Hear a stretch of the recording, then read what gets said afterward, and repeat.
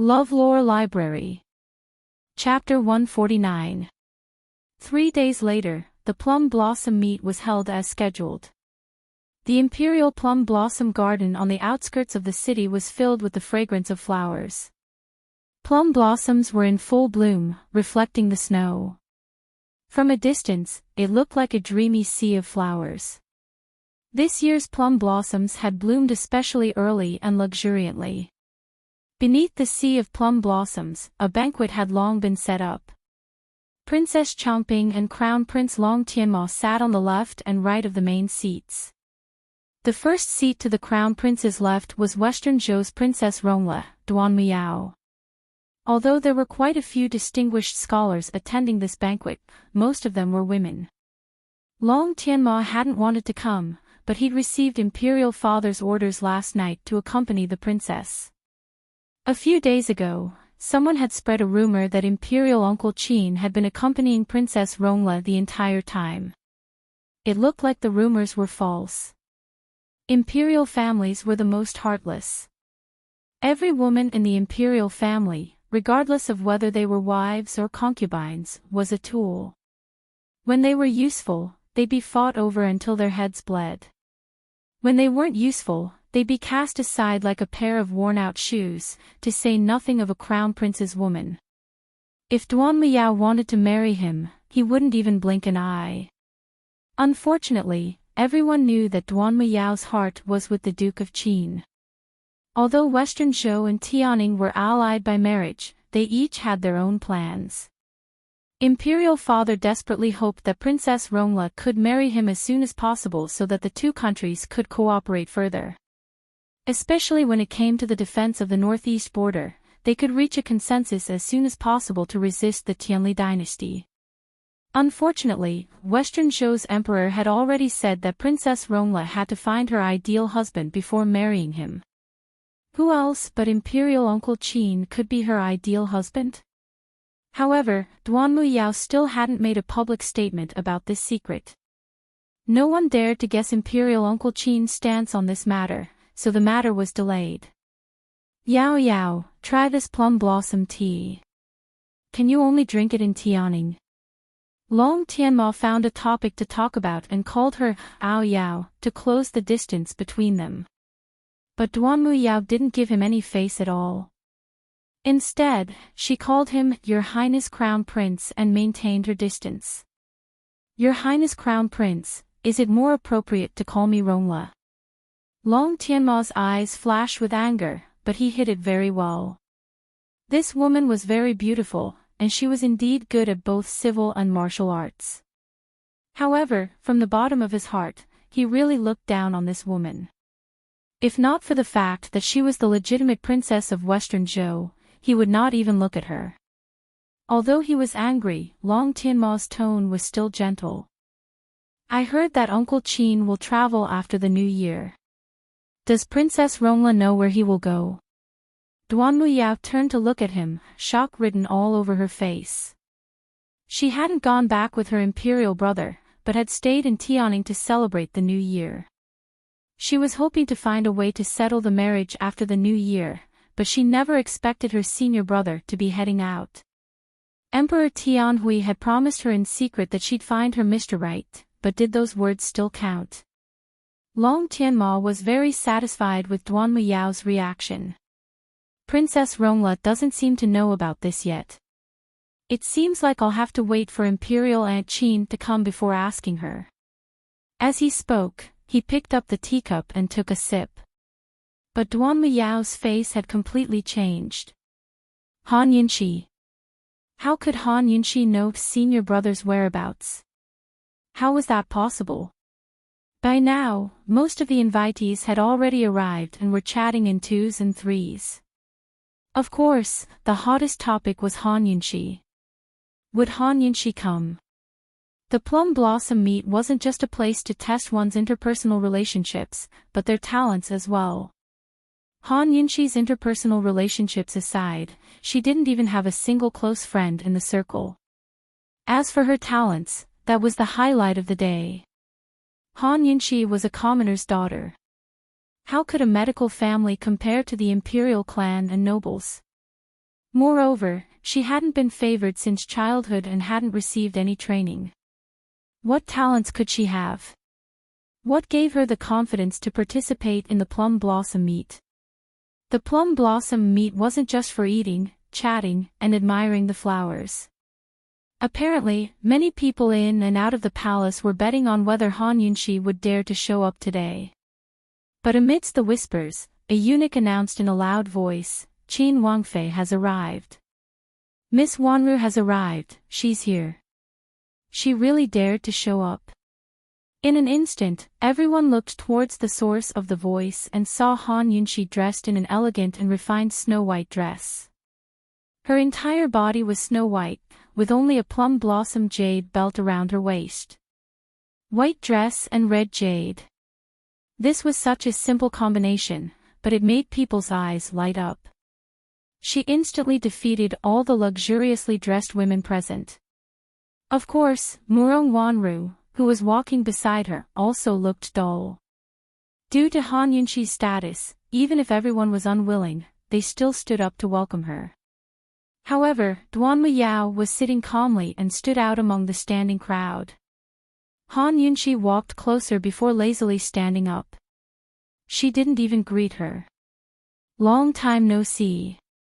She hated being called esteemed Wangfei, and hated being called Qin Wangfei even more. Han Yunxi didn't get angry, but smiled innocently. Princess Rongla must have been here for a few days.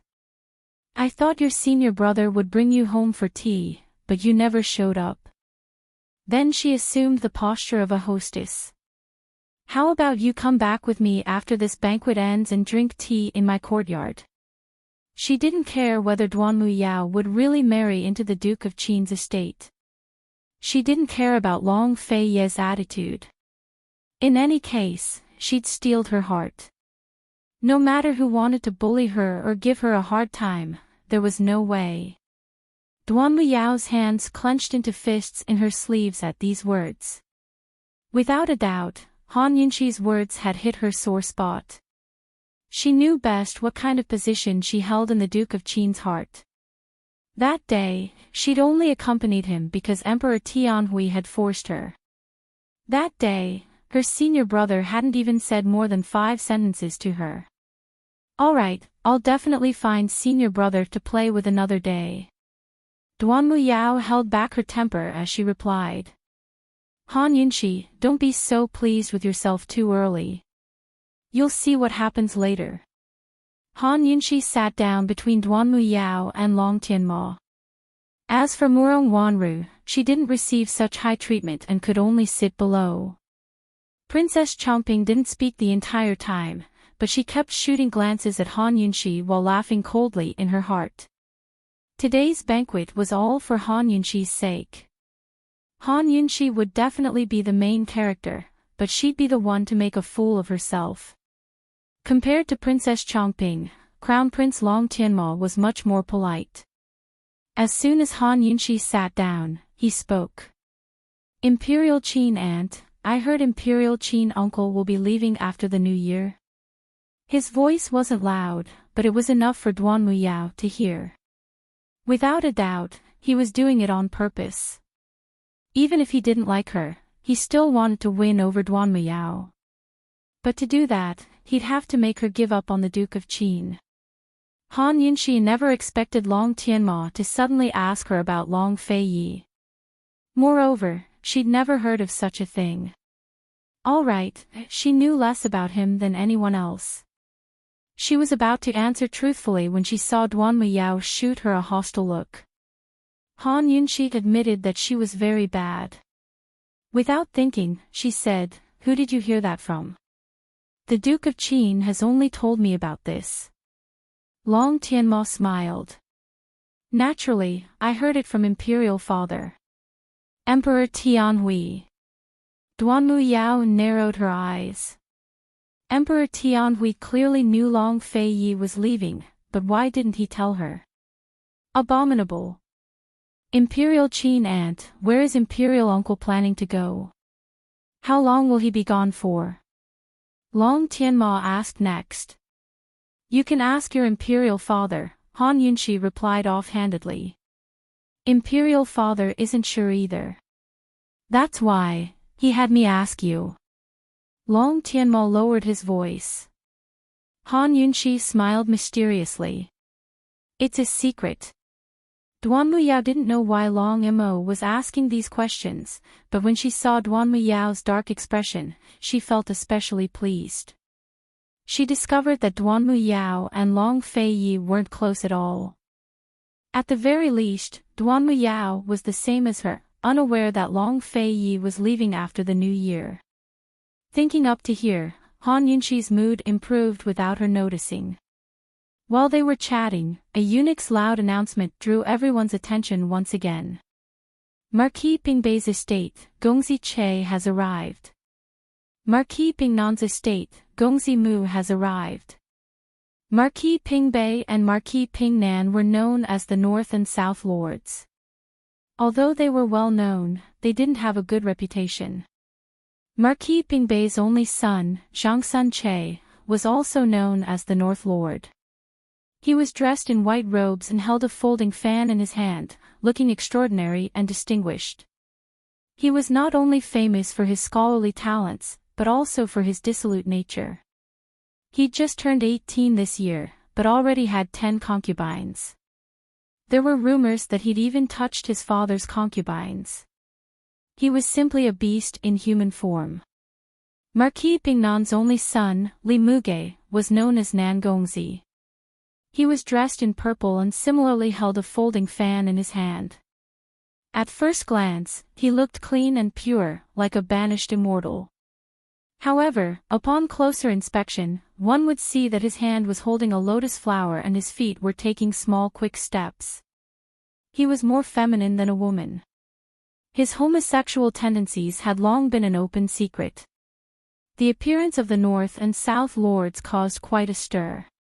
Dissolute and distinguished men were women's poison, while feminine men were women's best friends. These two gentlemen's popularity had always been at its peak. This time, Princess Changping was hosting the banquet and had invited quite a few men. However, Princess Changping had never interacted with them.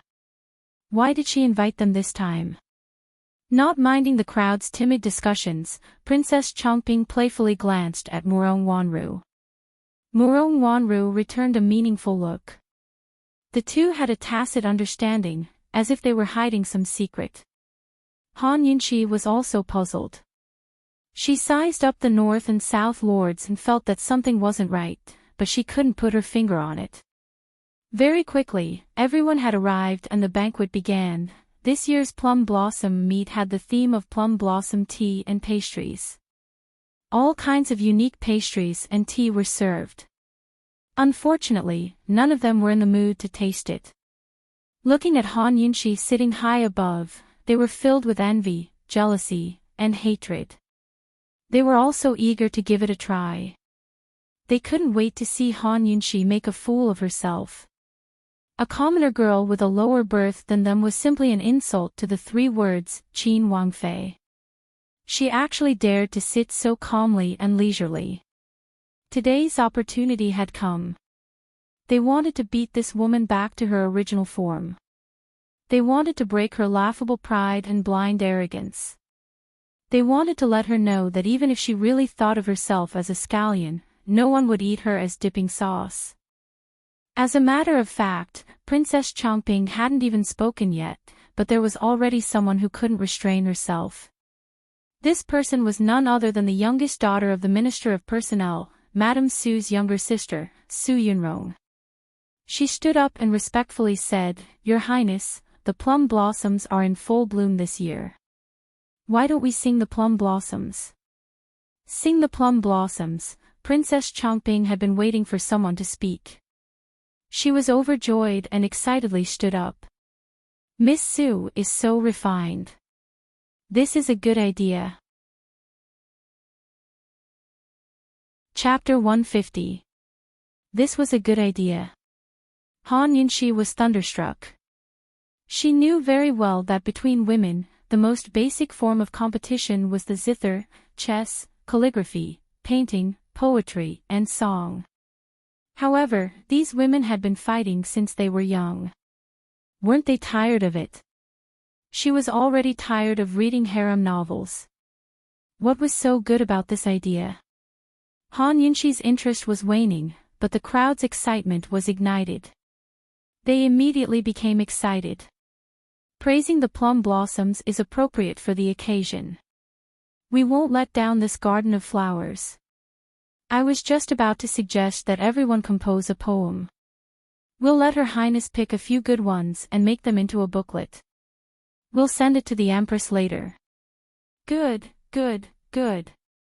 This idea is wonderful. This group of women had been waiting for this opportunity from the start. Whether it was praising the plum blossoms, painting the plum blossoms, or playing the zither, they were all well prepared. How could it be difficult for them? However, Han Yunshi was miserable. What did a trashy daughter who had been abandoned at a young age know? From her usual behavior and words, it was obvious that she was a vulgar person. Her performance was too exciting. Princess Chongping chuckled as she looked towards Han Yunshi. Imperial Qin Aunt, what do you think of praising the plum blossoms? Han Yunshi's mouth twitched. Before she could reply, the crowd had already started talking. You still haven't seen Qin Wangfei compose a poem. Today, everyone is in for a treat. Qin Wangfei, I heard that you're a talented woman. The Duke of Qin admires your talent the most. Esteemed Wangfei, you mustn't hide anything today. You must broaden everyone's horizons. Let everyone see what kind of talent His Highness Duke of Qin has set his eyes on. Although these words sounded like flattery, they were actually mocking, cutting, and trying to kill her. Han Yunshi took in the crowd's jealousy and unwillingness, but didn't take it to heart. You can be envious, jealous, and hateful. I'll keep my cool and clear. Beside her, Duanmu Yao could no longer sit still. She smiled and said, This princess is puzzled. How did esteemed Wangfei marry into the Duke of Qin's household? So esteemed Wangfei caught His Highness's eye because of her talent. This is truly inconceivable. Why don't esteemed Wangfei compose a poem first? Duanmu Yao's words were truly harsh. Everyone knew about the engagement between Han Yunshi and the Duke of Qin, but Duanmu Yao had chosen to say such a thing. This was a vicious slap to Han Yunshi's face. Who knew that at this time, Princess Chongping would actually add oil to the fire? Her face was full of shock. Imperial Qin Aunt, did you think Imperial Qin Uncle married you because you learned from him? I didn't even know about it before. Am I right? How should Han Yunshi answer? If she answered yes and couldn't prove her talent, wouldn't she be laughed at? If she answered no, Duanmu Yao and Princess Chongping would definitely use her engagement and the fact that she'd walked into the Duke of Qin's household to humiliate her. As soon as she finished speaking, everyone's eyes turned to Han Yunshi, waiting for her to answer with schadenfreude. Is that not the case? Esteemed Wangfei, why don't you say something? Duanmu Yao smiled cold. Just as everyone was waiting for Han Yunshi to be at a loss, Han Yunshi smiled faintly. She was especially beautiful and confident. She unhurriedly said, talent can be considered one of the reasons. This woman's tone wasn't small. Looks like everyone guessed correctly. Imperial Qin Aunt's talent isn't ordinary. Let's wait and see today. Princess Chongping's tone changed. Duanmu Yao's face was full of disdain. Then would Qin Wangfei please compose a plum blossom poem first? That's right, you must compose one first. Hurry! Princess Chongping impatiently urged. She was nervous. Everyone's eyes never left Han Yunshi. Even the men present, including Long Tianmo, looked over. Han Yunshi was definitely riding a tiger and couldn't get off. She actually dared to speak so arrogantly. Let's see how she'll deal with this. But who knew that Han Yunshi would seriously ask, Princess Chongping, are you sure you want me to go first? Princess Chongping was startled, but immediately nodded. What's there to be sure about? Imperial Qin Ant, don't dawdle. It's not like you have any ability, so why are you dawdling?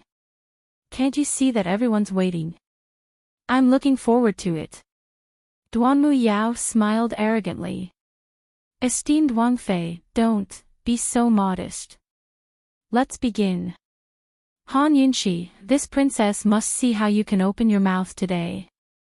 The entire crowd quieted down as everyone waited. The tension in the air gradually dissipated. However, Han Yunxi looked towards Duanmu Yao again. Princess Rongla is a guest, so let her go first. Excuses. Excuses. Han Yunxi, you're finished. I knew you couldn't do it. Before Duanmu Yao could reply, Princess Chongping spoke up. Imperial Qin Ant, you really know how to joke. Princess Rongla is Cloud Realm Continent's most famous female poet. She's already published multiple poetry anthologies. Our Imperial Academy's textbooks contain her poems as well. We all know how to memorize a few. Of course she has to be the finale. You should go first. Duanmu Yao's face was full of pride as she accepted Princess Chongping's exaggeration. Han Yunxi smiled insincerely. Why didn't Chongping say she grew up reading Duanmu Yao's poems? How about that Miss Su go first? Han Yunxi declined again, looking towards Su Yorong. Princess Chongping immediately added, Imperial Qin Ant, she only has 5 or 6 poems a year that can be included in the anthologies. Don't let her make a fool of herself. You two aren't on the same level. Then which one of you can go first? Han Yunxi sighed with emotion. Princess Chongping was amused. She knew Han Yunxi would be anxious. She calmly introduced, Imperial Qin Ant, that one is the daughter of the Minister of Rights, Sheng Wanqing.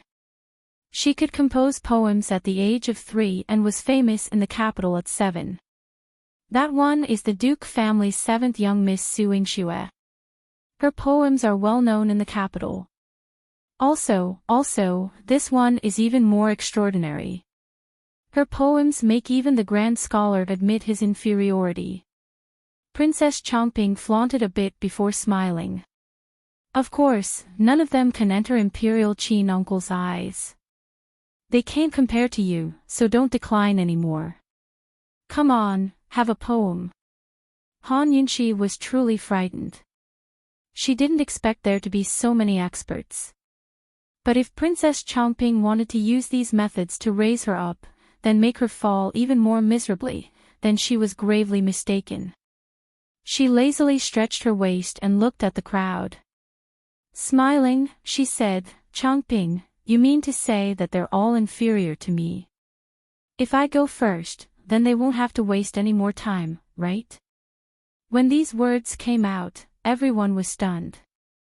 Princess Chongping sucked in a breath of cold air. What did Han Yunxi mean by these words? Her tone was even more arrogant than before. Chongping, is that right?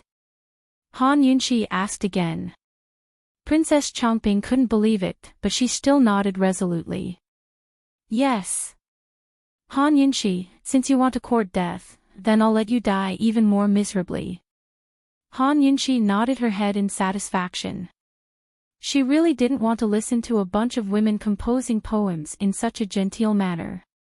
At this time, Duanmu Yao couldn't help but ask, does esteemed Wang Fei mean that you want to have a one-on-one competition with this princess? As if afraid that Han Yunxi wouldn't answer, she imitated the tone Han Yunxi used to ask Princess Chongping. Is that right? Who knew that Han Yunxi wouldn't even think before replying, of course it is. This. Duanmu Yao didn't expect this and immediately said, then don't dawdle, you can start. However, Han Yunxi sighed softly and said, I'm afraid that if my poem is too good, you'll be too embarrassed to compose another one. I'll give you a chance. You go first. Her voice wasn't loud, but everyone present heard it clearly. This woman was too arrogant. She was arrogant to the point of ignorance. She actually dared to provoke Princess Rongla, the publicly acknowledged talented woman. Duan Muyao angrily stood up and glared at Han Yunxi with wide, cold eyes. This woman was using her own ignorance to humiliate her. She couldn't take it anymore and directly called out her name. Han Yunxi, if you can defeat this princess today, then this princess will never compose any more poems. However, Han Yunxi didn't even think about it before replying straightforwardly, no problem. You. Duan Muyao couldn't believe her ears. Seeing the fearless light in Han Yunxi's eyes, she suddenly felt an inexplicable fear. However, she quickly ignored it. Not to mention that this woman hadn't received any education and didn't know how to compose poems. Even if she did, there was no way she could beat her. If you lose, you'll take the initiative to leave the Duke of Qin's residence. Duan Muyao emphasized each and every word, her voice echoing throughout the entire hall. All right. Han Yunxi indifferently replied. Her tone was light, but everyone was inexplicably shocked. You first. Duan Muyao didn't relent. This time, Han Yunxi didn't refuse. She took a sip of tea and unhurriedly recited one of Grandpa Mao's classic quatrains. Wind and rain send spring back, snow and wind welcome spring. Already 1,000 feet of ice on the precipice, flowers still bloom. By this point, the entire hall had already sunk into silence. Everyone's souls seemed to have been hooked as they listened attentively, waiting for Han Yunxi to continue. Princess Changping and Duan Muyao looked at each other, their expressions gradually changing. Han Yunxi paused, then smiled faintly before continuing, beauty doesn't strive for spring, but reaps spring when it arrives.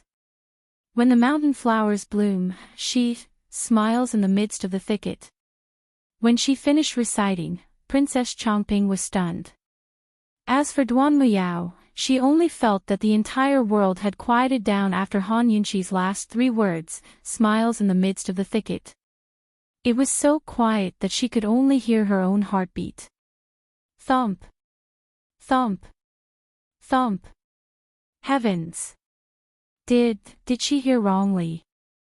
Was she dreaming? How could there be such a wonderful poem in this world?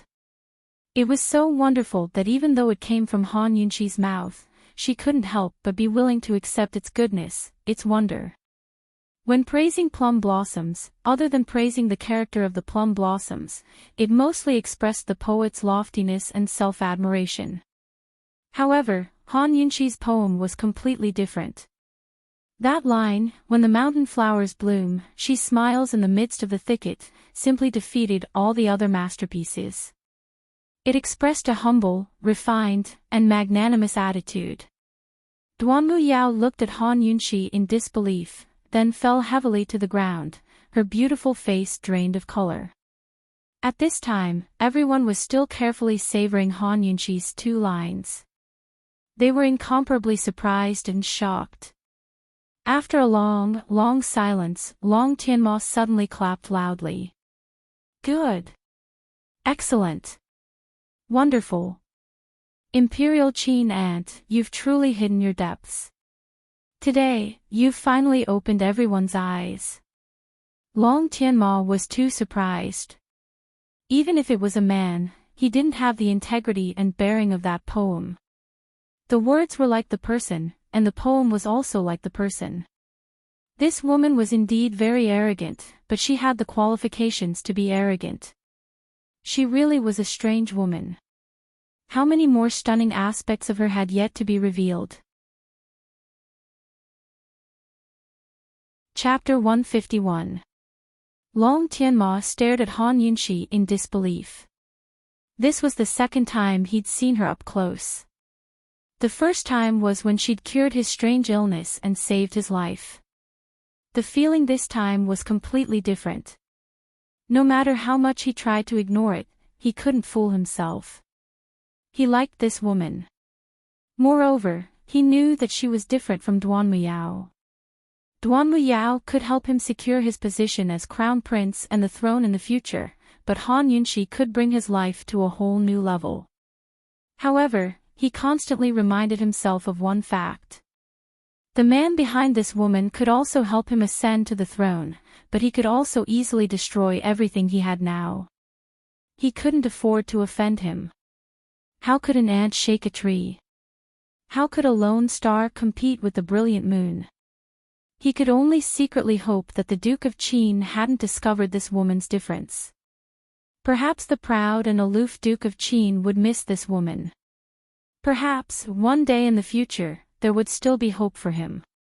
Long Tianma's applause brought the stunned crowd back to their senses. Quite a few people joined in. Wonderful. Ambitious and magnanimous. This poem will definitely become a classic. Esteemed Wang Fei is truly unfathomable. His Highness Duke of Qin has good taste. Ha ha. As expected of Qin Wang Fei, this humble one is convinced. I'm sincerely convinced.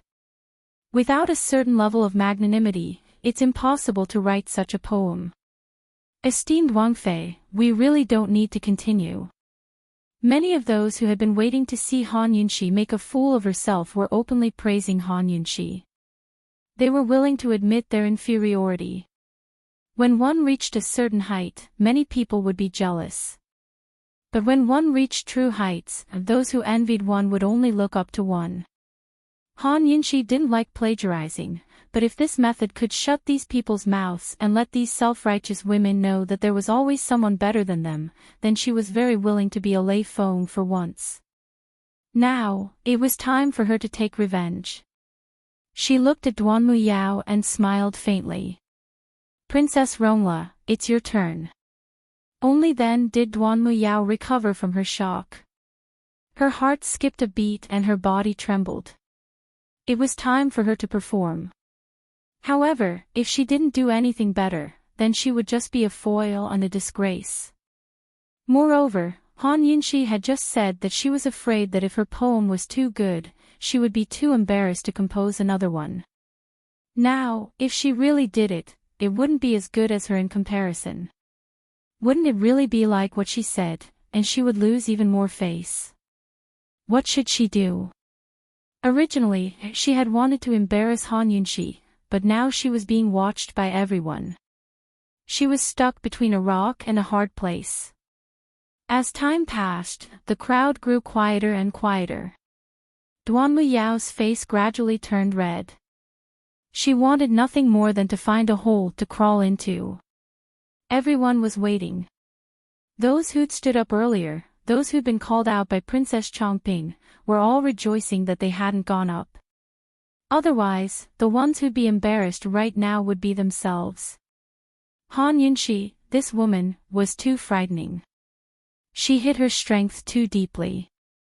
It looked like they'd better avoid direct conflict with her in the future. Otherwise, they wouldn't even know how they died. It had to be said that at this moment, even Princess Chongping was rejoicing. Luckily, the one who'd made the bet with Han Yunxi was Duan Muyao. If it had been her, then the biggest joke today would have been her. Han Yunxi's patience was limited. She smiled and kindly reminded, Princess Rongla, you've been thinking about it for a long time. You've already published so many poetry books. It's just a poem about plum blossoms. You don't need to think about it for so long, right? Duan Muyao's head snapped up to look at her. Seeing the radiant light in her eyes, she really wanted to kill this woman. She took a few deep breaths and finally admitted defeat. Gritting her teeth, she said, Esteemed Wang Fei is amazing. This princess admits her inferiority. Han Yunxi, this girl, would definitely take revenge.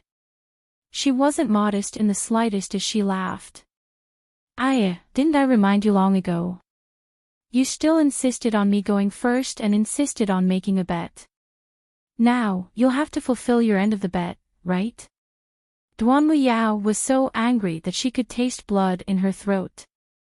Only the heavens knew how sullen she felt. She lowered her voice and hatefully said, "Of course, I'll accept my loss. From now on, this princess won't write any more poems." Han Yunxi was very satisfied. She smiled innocently and brightly. She turned to look at Princess Chongping. "Chongping, are we competing in anything else? Painting? Playing the zither? Or playing a game of chess?" How could Princess Chongping dare to agree? She hurriedly refused. "It's the same thing every year. How boring. I don't think there's any need." Right now, no one knew how deep Han Yunxi's foundation was. Who would dare to compete with her? Princess Chongping really regretted it to death. If she knew things would turn out like this, she wouldn't have bothered with the poetry competition at all. Not only had she failed to defeat Han Yunxi, she'd even stepped on Princess Rongla and stunned everyone. If that poem spread, it would definitely cause a stir in Tianning's capital city. Now that Han Yunxi had defeated Princess Rongla and forced her to give up poetry for the rest of her life, it wouldn't just cause a stir in Tianning's capital city, but all of Cloud Realm continent. After all, Princess Rongla was one of Cloud Realm continent's famed talented women. It was hard not to become famous after defeating her. After all, Princess Rongla's fame resounded throughout Cloud Realm continent not only because of her true talent, but also because she'd spent a lot of time and money on creating public opinion. Han Yunxi, on the other hand, had simply used a poem to pick up a huge bargain. After Princess Chongping's refusal, no one else dared to stir up any more trouble. A new round of refreshments was brought in and everyone quietly tasted them. Princess Chongping resentfully lowered her head and drank her tea. It was too unexpected. She needed some time to compose herself and reevaluate Han Yunxi. Meanwhile, Duanmu Yao had truly suffered a blow. The more she thought about it, the more sullen she felt. The more she thought about it, the more humiliated she felt. She didn't even dare to raise her head to look at anyone else. Finally, she couldn't sit still any longer and used her body's discomfort as an excuse to leave early. If she wanted to leave, Long Tianma had no choice but to accompany her. Han Yunxi tasted the pastries with relish as she watched Duanmu Yao's retreating form. As she watched, she couldn't help but think of Long Fei Yi. It had been days since she'd seen that fellow. Actually, she assumed that Long Fei Yi would accompany her today as well, but it was Long Tianma who'd come instead. Rumors had it that there were 3 candidates for the marriage alliance: Long Fei Yi, Long Tianma, and Mu Qingwu. Judging from Princess Chongping's attitude, Mu Qingwu was impossible. She'd only choose between Long Fei Yi and Long Tianma. Just what was that fellow thinking? She'd said she wouldn't care about his affairs, but Han Yunxi couldn't help but feel conflicted again. It would be New Year's Eve in a few days. Duanmu Yao wanted to spend the new year in Tianning, but who was she planning to spend it with on New Year's Eve? Where would she spend it?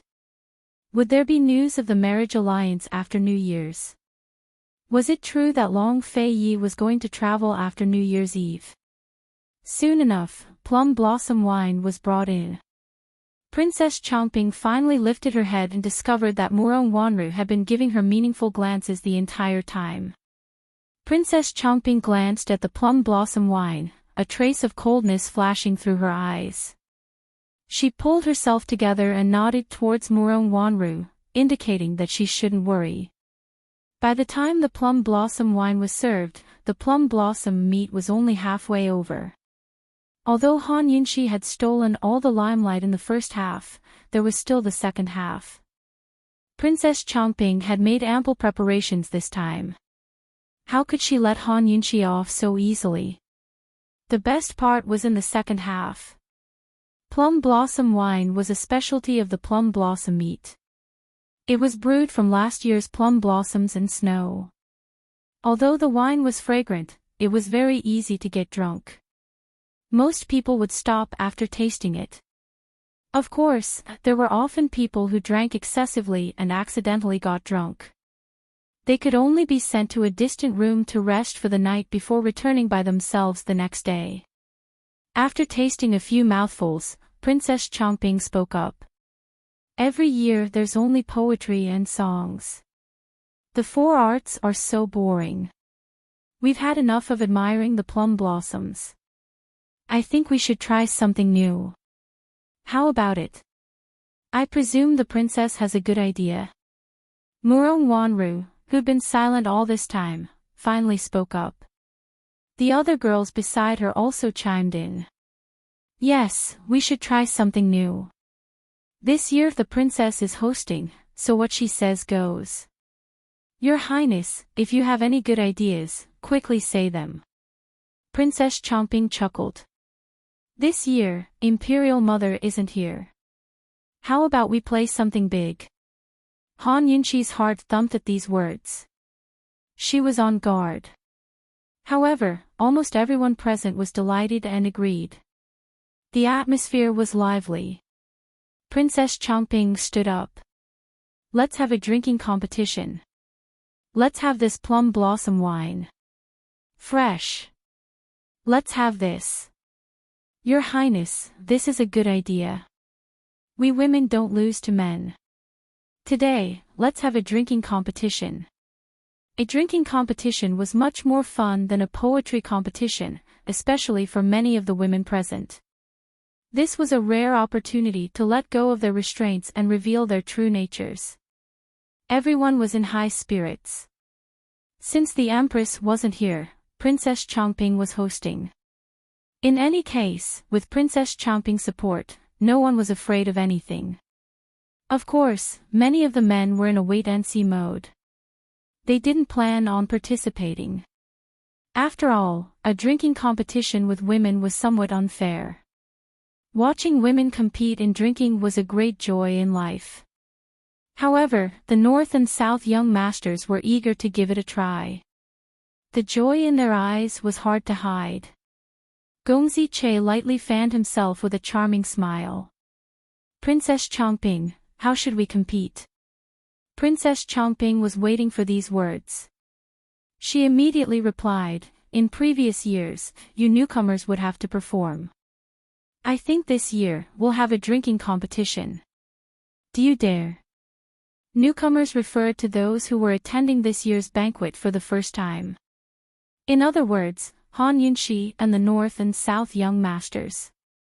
She wanted them to have a drinking competition. What was the meaning of this? Han Yunqi frowned as she looked at Princess Chomping.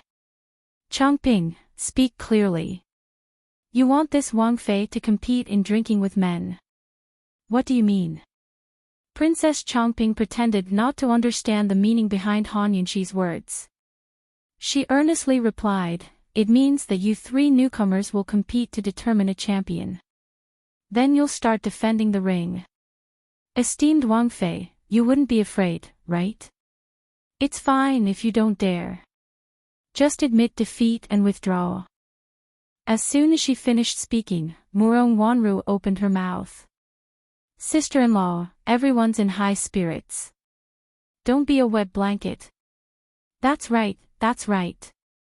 Esteemed Wang Fei, we're very optimistic about you. Esteemed Wang Fei, you have to represent us women and win against the two of them. Don't lose face. Esteemed Wang Fei, it's rare to have such good wine. Don't let it go to waste. Everyone began to persuade her. Han Yunqi knew she couldn't escape. She glanced at the North and South young masters, a complicated look flashing through her eyes. The real trouble had come. Her alcohol tolerance wasn't bad, but it wasn't good either. She had heard of the North and South young masters before. One of them was a dissolute man who immersed himself in brothels, while the other spent his days mingling with actors. Both of them spent their days drinking wine. If she didn't participate, not only would she dampen everyone's spirits, she'd also give them a hard time.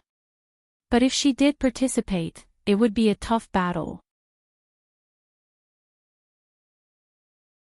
Chapter 152. Newcomers wine competition. Almost everyone was cheering. The North and South lords stood up one after another, eager to give it a try.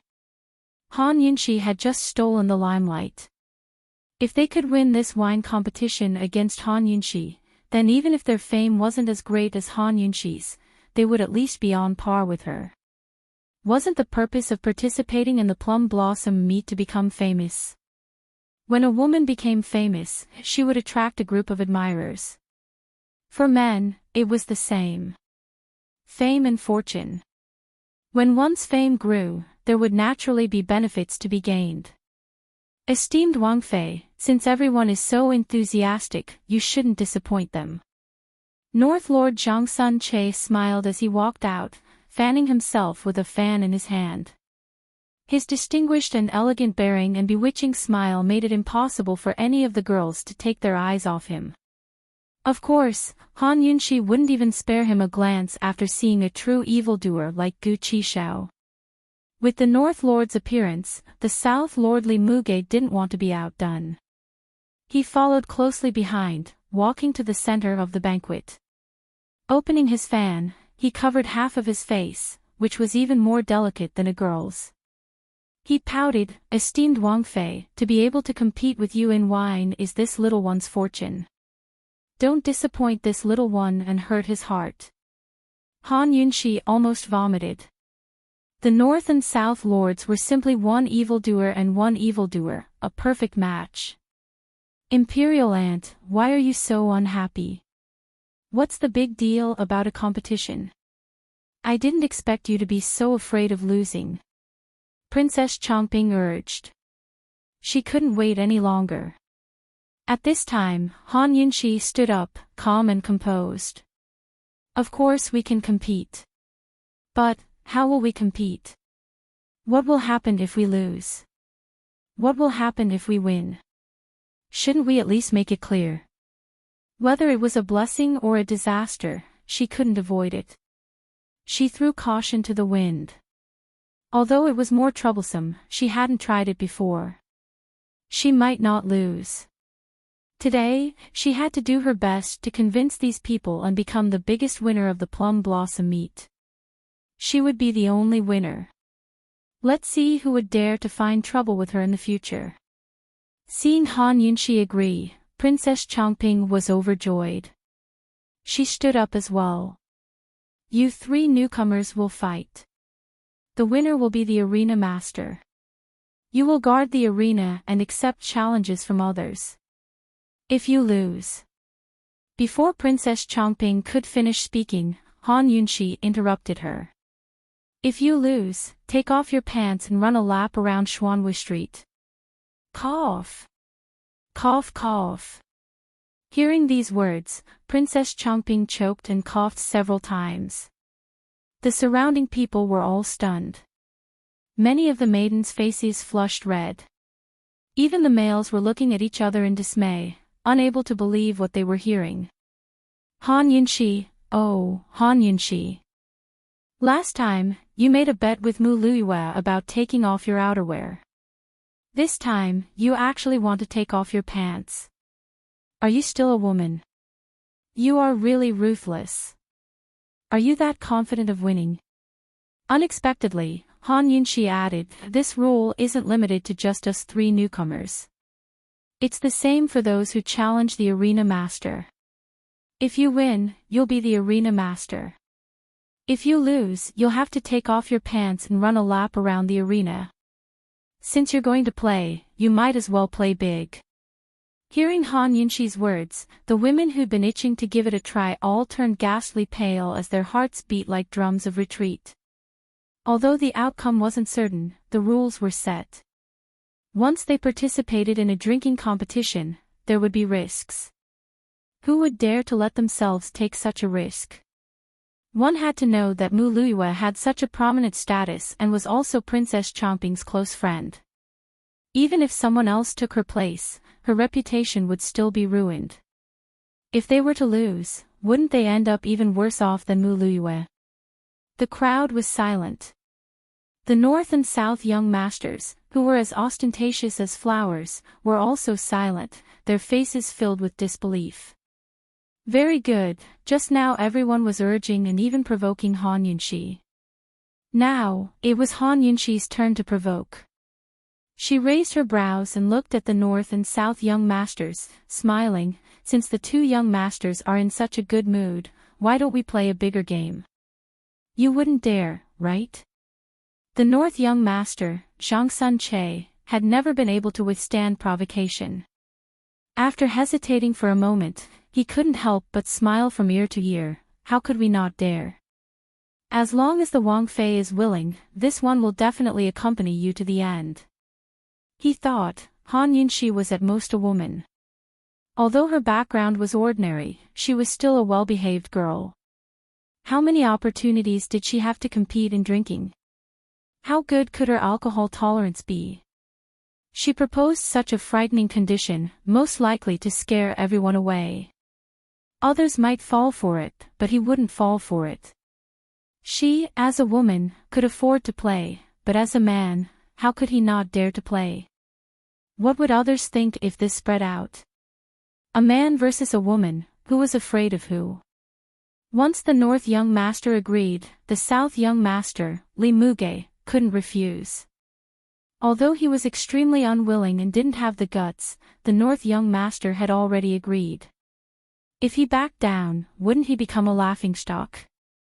Alright, Wang Fei, this one will also accompany you to the end. Li Muge finally said something with a bit of manliness. Han Yunxi was very satisfied and gave the two of them a thumbs up. Her actions were free and easy, full of confidence. The surrounding people were uneasy and began to speculate. Could it be that this woman's alcohol tolerance was very good? Was she hiding her strength again? After settling the North and South young masters, Han Yunxi looked at Princess Changping. Changping, who else wants to participate? Do you want to announce your name first? Princess Changping immediately looked at the crowd, but other than the men who didn't want to participate in the beginning, the rest of the women didn't raise their heads. Princess Changping immediately lost face and angrily called out, Shengguan Qing'er, you're coming? Princess, Qing'er's stomach doesn't feel well today. I don't even dare to eat too much tea and pastries. Maybe next time. Shengguan Qing'er softly refused. Su Yingxue, you're coming?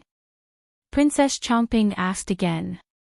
Su Yingxue was so frightened that she quickly waved her hands. Princess, my alcohol tolerance isn't good. You know that. Princess Changping was very embarrassed. She huffed and asked a few more people, but without exception, all of them refused. The people who had been making a fuss just now all withered and hid. One had to know that they were different from the North and South young masters. The North and South young masters' alcohol tolerance was publicly acknowledged, and they had a high chance of winning against Han Yunxi. However, they were still women. If Han Yunxi became the ring master, who would dare to take the risk when they saw her so confident?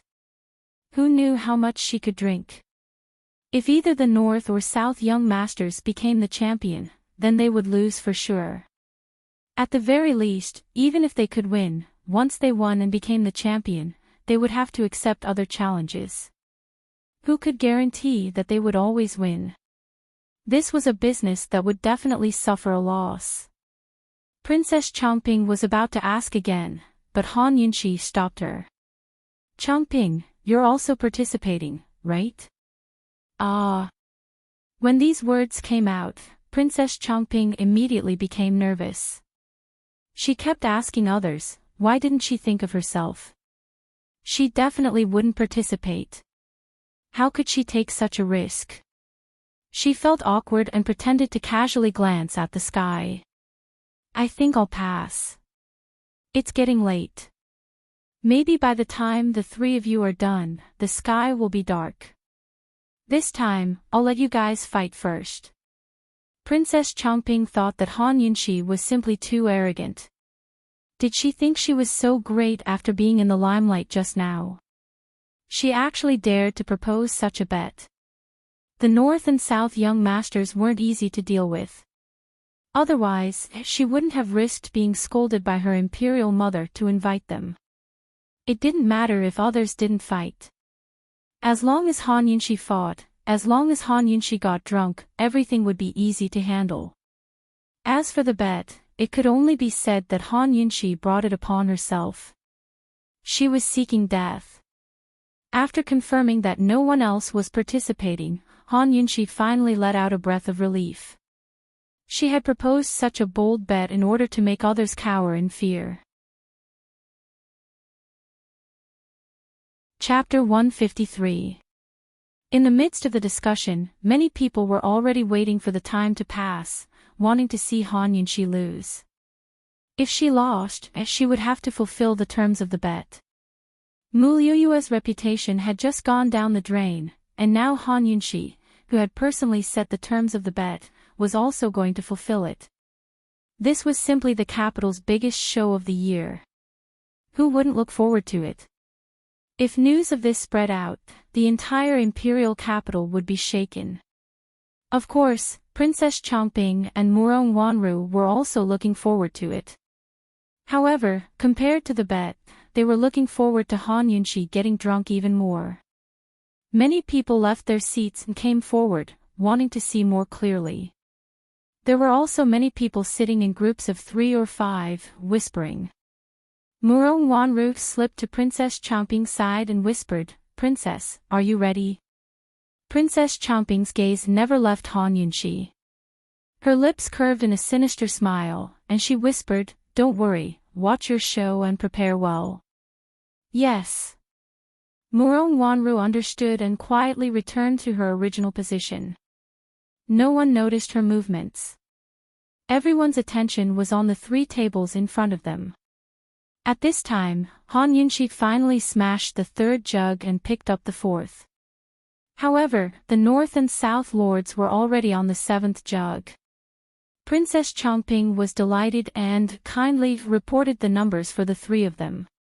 The North and South lords drank 6 jugs each. Qin Wangfei has already drunk 3 jugs. As soon as she finished speaking, who knew that the North Lord would raise his brows and wink at Princess Changping? Of course, his hands didn't stop moving. He casually threw out the 7th jug, which crashed to the ground with a bang, leaving not a single drop of wine behind. Heavens! So fast! For a moment, the entire audience cried out in surprise. This finally affected the South Lord and Han Yunxi. The South Lord looked over and became anxious. He simply stood up, grabbed the 7th jug with both hands, and poured it in even more crazily. Drink, drink, drink. It had to be said that this kind of Li Muge was too manly. No matter how one looked at him, he didn't look like a sissy. Young Master Bei's lips curled into a disdainful sneer. He stood up as well and brought over the 8th jug of wine. Holding it with one hand, he raised his head and gulped it down. As for Han Yunxi, she was still sitting. She held her 4th jar of wine with both hands and continued drinking at the same speed as before. Victory and defeat seemed to have become even more obvious.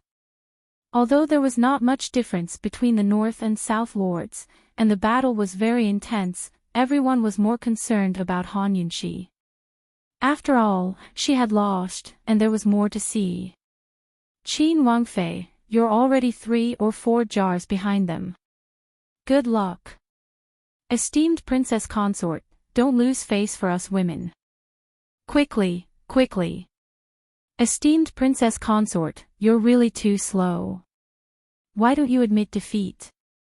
Otherwise, you'll hurt yourself. There were always people who liked to add insult to injury. They shouted at Han Yunxi one after another, wishing they could disturb her and make her lose faster and more miserably. However, Han Yunxi wasn't affected at all.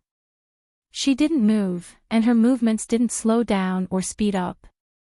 Finally, she smashed her 4th jug of wine. It wasn't known if it was a coincidence or if she had calculated the time well, but the moment she smashed her jug, Princess Chongping announced, "More than half the time has passed. There's still half an incense stick's worth of time left. Young Master Bei has 9 jars, young Master Nan has 8, Han." Princess Chongping was so excited that she almost called out her name. Fortunately, she didn't say it out loud. She paused for a moment and deliberately used a very respectful tone to continue, "Imperial Qin Ant, 4 jars." More than half the time had passed. Han Yunqi had also lost by more than half. She was really too weak. The alcohol was about to kick in. With only half the time left, she could only drink less and less. How could she catch up? She was bound to lose. Just when everyone thought that Han Yunqi would anxiously pick up her 5th jug of wine, she unexpectedly didn't do so. Instead, she stood up with a calm expression. It was this pause that allowed everyone to clearly see her face. It was white with a hint of red. Her eyes were slightly blurred. It had to be said that under her white clothes, she was especially charming. However, what everyone was more concerned about was, what happened to her? Why did she stop? Was she not going to continue? Was she drunk? Or was she going to admit defeat? As Han Yunqi steadied herself, the entire crowd quieted down. No matter what happened to this woman, she was bound to lose. Everyone was nervously waiting for the most exciting moment to arrive. However, who knew that Han Yunqi would faintly smile? She actually held the jug with both hands and tilted her head up so that the jug was directly in front of her mouth.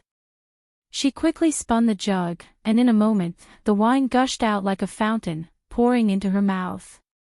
Heavens, the speed at which the wine flowed out was even faster than the North and South Lords. Han Yunqi's mouth never closed, and her throat kept moving. How could this be? Not long later, the jug was emptied. Han Yunqi elegantly threw it away and picked up the 6th jug. Using the same method, her hands quickly spun the jug. The opening of the jug was very small, but it was like a faucet open to its maximum capacity. The wine flowed out very smoothly. Han Yunqi's mouth opened wide. Drink! Drink! Drink! With a bang, the 6th jug broke and the 7th jug was picked up. At this moment, something happened to North and South Lords. Without any warning, their speed suddenly slowed down. South Lord even stopped for a moment to adjust himself before forcefully drinking the wine in his mouth.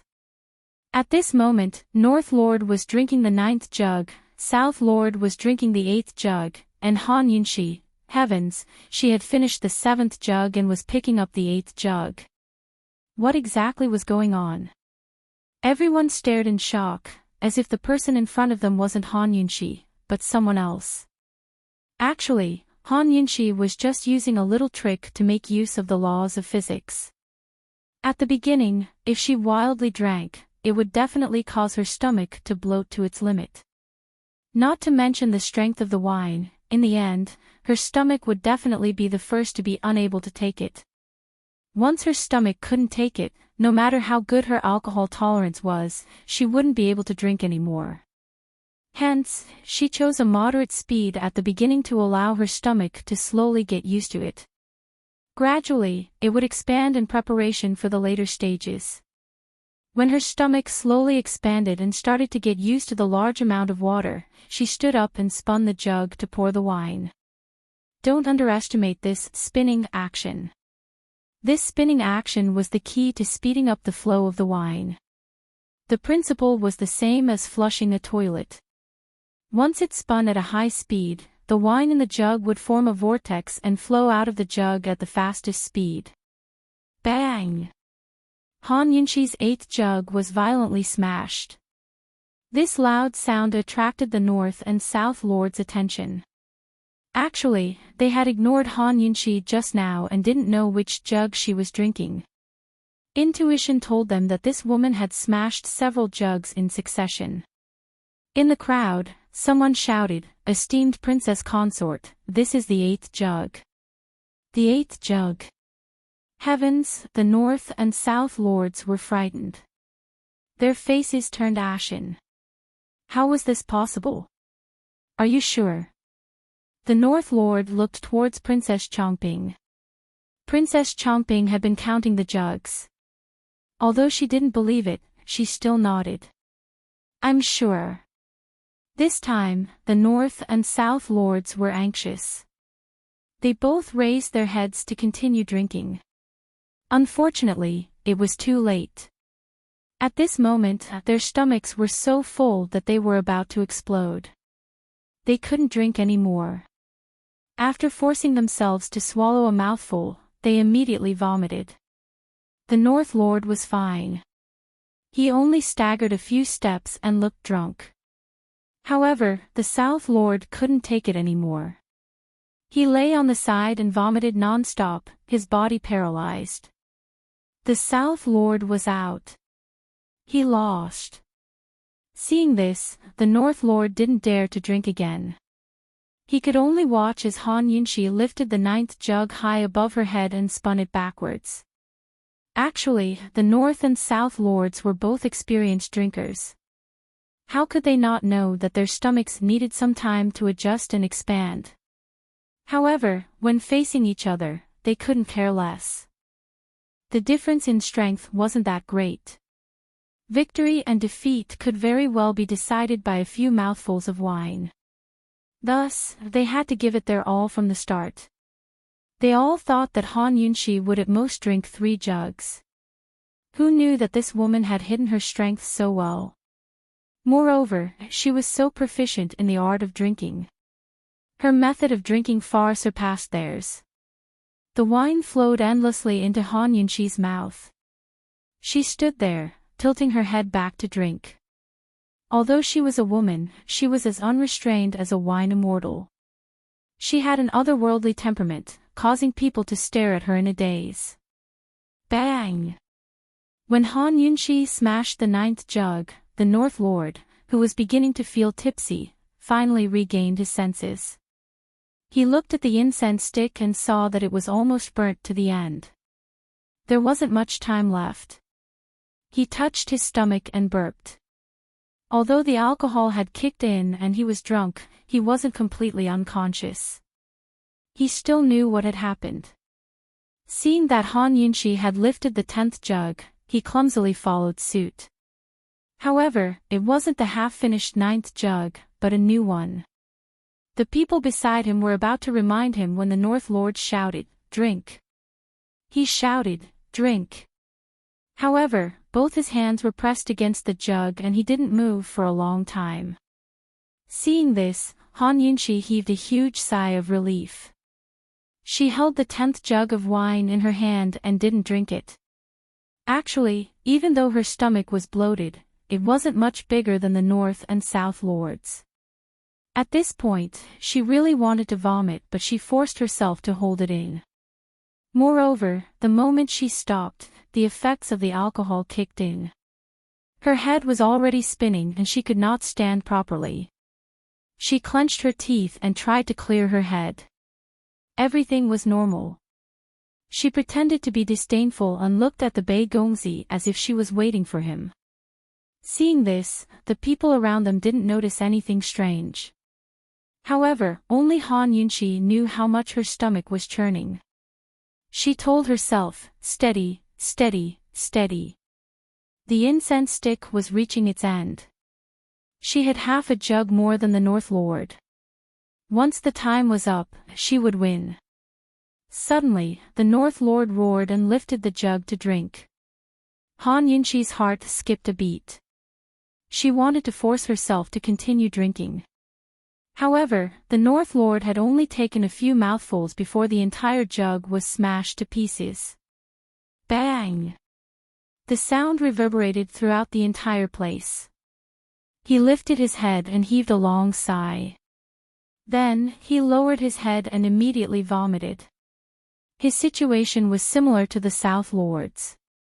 He couldn't stop vomiting once he started vomiting. However, his situation was slightly better than the South Lord's. The alcohol had kicked in, but he wasn't so drunk that he felt weak. The North Lord had also lost. At this moment, Han Yunshi took a step back and almost fell over. At the same time, the incense stick had reached its end. Time was up. Chapter 154. Time was up. The South Lord hadn't finished his 8th jug, nor had the North Lord's 9th. Both of them were lying on the ground drunk. Han Yunshi drank a total of 9 jugs and was still standing. Han Yunshi had won. Everyone present was in disbelief, unable to believe what they'd seen with their own eyes. However, the truth was right in front of their eyes. Those who'd been waiting to see Han Yunshi lose, as well as those who didn't care, all had a whole new level of respect for this woman. Too valiant. Truly, they had to hand it to this woman. Princess Chomping was stunned as well. She stood there, looking at the red-faced but still haughty Han Yunshi. For some reason, she felt a sense of inferiority. At this time, Murong Wanru bumped into her from behind. Princess. Princess Chomping recovered her wits and understood that her chance had come. She immediately put on a joyful smile and laughed loudly. I knew my imperial aunt wouldn't lose and lose face for imperial uncle. This wine competition, imperial aunt has won. Everyone believed that Princess Chomping was convinced, but no matter how Han Yunshi looked at it, she felt that something wasn't right. In reality, Han Yunshi couldn't even stand properly. She was also drunk, but she still maintained a bit of clarity. She didn't know why Princess Chomping had invited the North and South Lords, but she felt that something wasn't right. However, she couldn't put her finger on it. However, seeing how drunk the North and South Lords were, she guessed that the two of them wouldn't be able to cause any trouble. Then I'll have to ask Princess Chomping to urge the North and South Lords to not forget our bet. Han Yunshi said. Of course. Of course. Princess Chomping was especially happy. After confirming that the wine competition was over, Han Yunshi's vigilance and nervousness relaxed. She couldn't help but admit that she'd drunk too much and had already exceeded her limits. She slowly sat down and held her forehead with one hand. At this time, her head was dizzy and her stomach was churning. She wanted to vomit but couldn't. Her strength was slowly disappearing. She was too lazy to move even if she wanted to. She just wanted to lie down and sleep. Han Yunshi was about to ask a servant girl to take her to a side room to rest when Murong Wanru, who had been keeping a low profile, walked over. Sister-in-law, let me help you down to rest. You drank too much. There's no need. Just let the palace maids send me there. Han Yunshi said mildly, forcing herself to look a little more clear-headed. She wouldn't feel at ease letting Murong Wanru take her away at this time. Liangchen, Mei Jing, the two of you send the princess consort to her room to rest. Take care of her carefully. As soon as Princess Chomping spoke, Liangchen and Mei Jing, the two palace maids, immediately came up to support her. Murong Wanru said hypocritically, Sister-in-law, I'll go with you. No need. You guys can continue. I'll be fine after resting for a while. Han Yunshi really did look very clear-headed, but seeing her drink so much wine, everyone knew that it was only a matter of time before she got drunk. Murong Wanru followed her for a few steps before turning back. She gave Princess Chomping a faint smile before returning to her seat. Princess Chomping also calmly sat down. She glanced at the North-South Masters lying on the side and lazily said, uniquely, take the North-South Masters away to sober up. A dignified man actually lost to a woman. How embarrassing. Yes, this old servant obeys, uniquely replied in a hoarse voice. Very quickly, the banquet continued. Princess Chomping seemed to be in a much better mood. She chatted with everyone about anything under the sun, laughing and cursing. It was a lively scene. On the other side of the room, Han Yunxi had the two servant girls withdraw before personally locking the door behind her. Only then did she completely let down her guard. As soon as she relaxed, she fell heavily into a chair and couldn't even stand up. She really drank too much. She really wanted to lie down and sleep, but she knew she couldn't. The fastest and healthiest method was to vomit out all the wine she drank. After resting for a while, she forced her eyelids open. Lying on the side, she used the cruelest method to vomit. She used her finger to press against her tongue. After hesitating for a moment, she dug at her throat.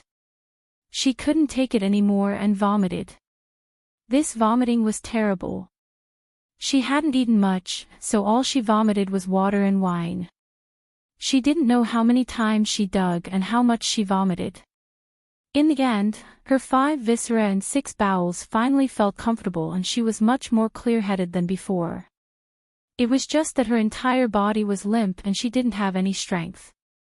After Han Yunxi rinsed her mouth, she took out some glucose water from her detoxification system to drink to prevent herself from collapsing.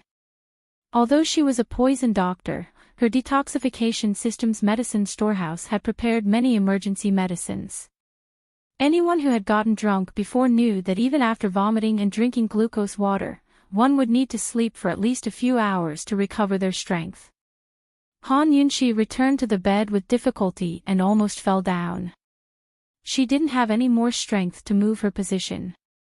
She fell asleep in the same position as when she fell down.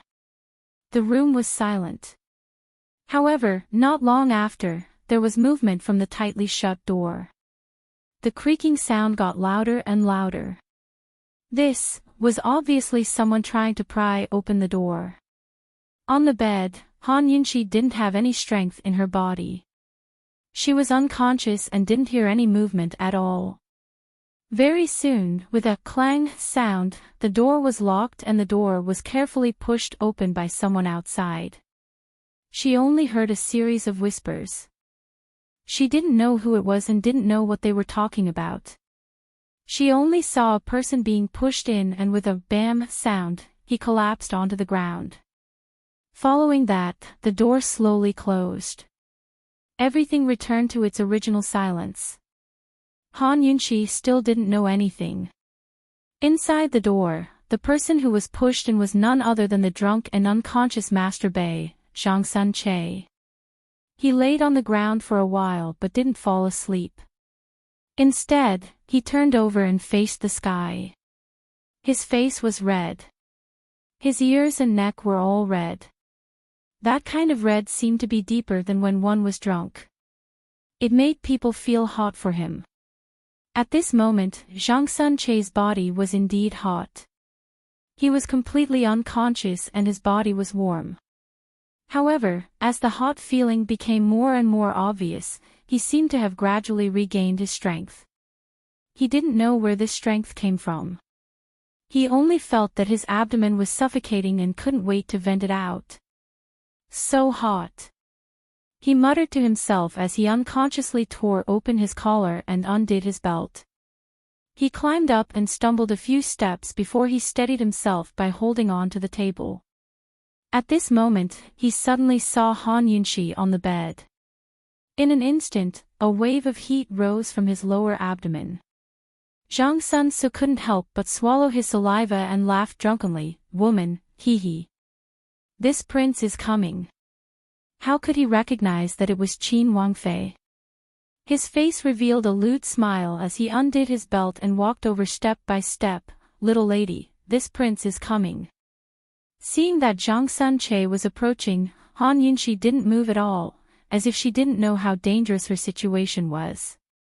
Zhang Sun Che anxiously took off his shirt and actually started undoing his pants.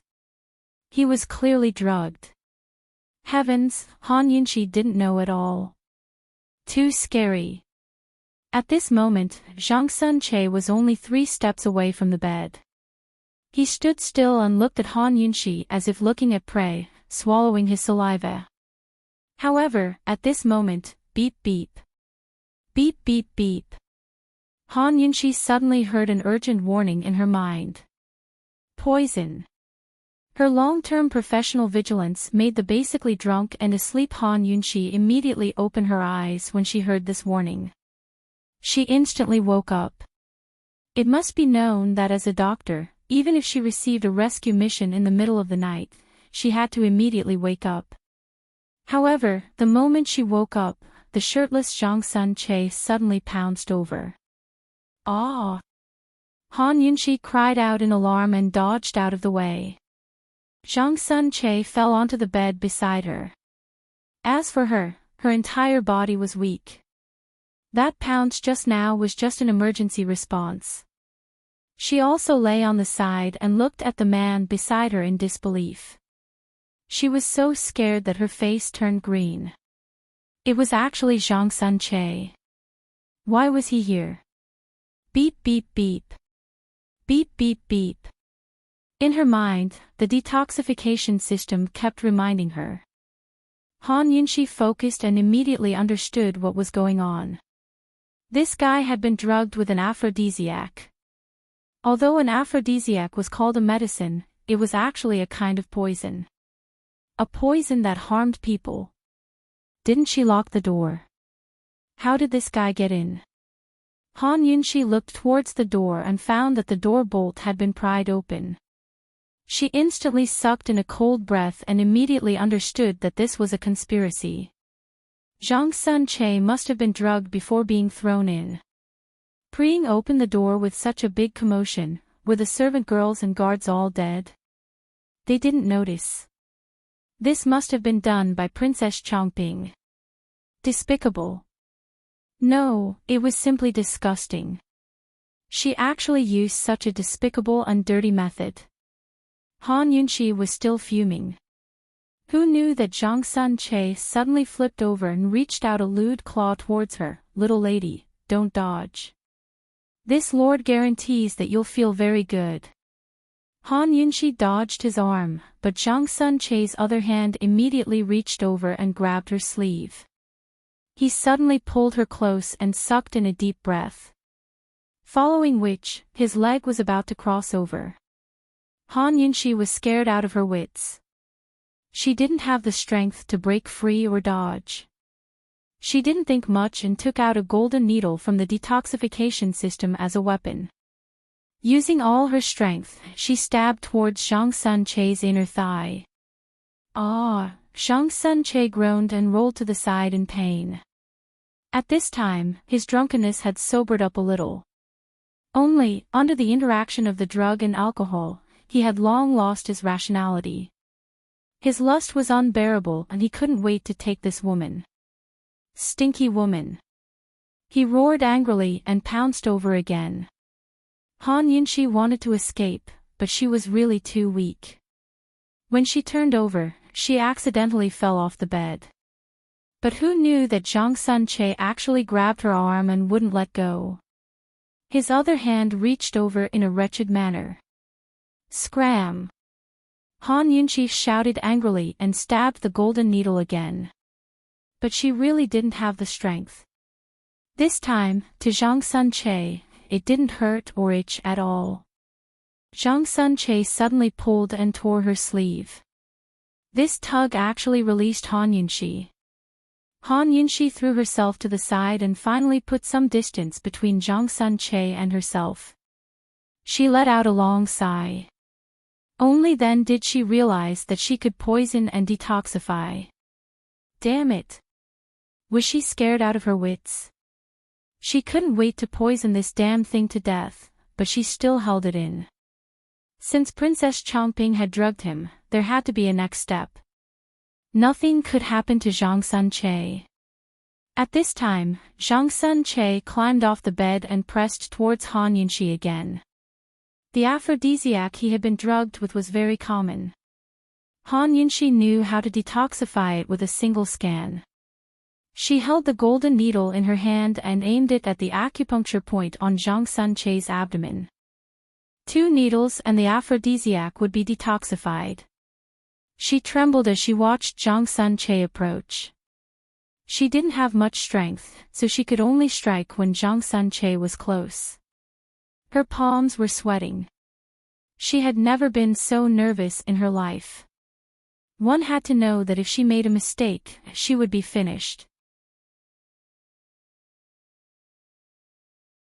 All right, then go and call them. I'll wait here. All right, Miss Wanru, just wait to receive your reward. Since you came up with such a good idea, Princess Chongping will definitely reward you handsomely after the deed is done. As soon as he finished speaking, Han Yunxi heard Eunuch Li's footsteps fade into the distance. She slowly narrowed her eyes, her hands clenched into fists. Her anger overflowed to the heavens. What a good Murong Wanru. It's fine if she usually schemed, but I didn't expect it to be her this time. Moreover, she used such dirty methods. This was too much. If someone destroys 1 grain of mine, I'll take 3 grains from them. White Lotus, ah, White Lotus. This time, this Wang Fei won't hold a grudge. If there's a grudge, I'll take revenge now. Han Yunxi followed the wall and silently walked over, only to see Murong Wanru hiding under a small tree on the side. She took a few deep breaths before calmly walking out. As she approached, Han Yunxi suddenly opened her mouth. Wanru, why are you here? Ah! Murong Wanru shrieked and abruptly turned her head, her face full of disbelief. Han Yunxi. That's right, it was Han Yunxi. Why was she here? Wasn't she drunk, unconscious, and in the room? What, you don't want to see me, do you? Han Yunxi coldly asked. No. Murong Wanru was nervous. Who knew that Han Yunxi would ruthlessly sprinkle a handful of poison powder in her face without warning? Murong Wanru subconsciously lowered her head and rubbed her eyes. Before he could finish his words, he collapsed to the ground, unconscious. Han Yunxi coldly looked at Murong Wanru's obedient little face. She couldn't imagine that she would do such a thing. Very good. Since Murong Wanru had offered this scheme to Princess Chongping, then she'd beat her at her own game. She'd let this White Lotus have a taste of what it meant to bring evil upon oneself. Han Yunxi decisively supported Murong Wanru towards the side rooms. She opened the door and tossed Murong Wanru inside. With one unconscious and the other unconscious, the drug should be acting up again.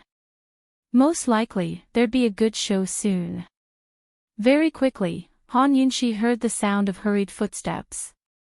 It must be Eunuch Li bringing people to watch the show.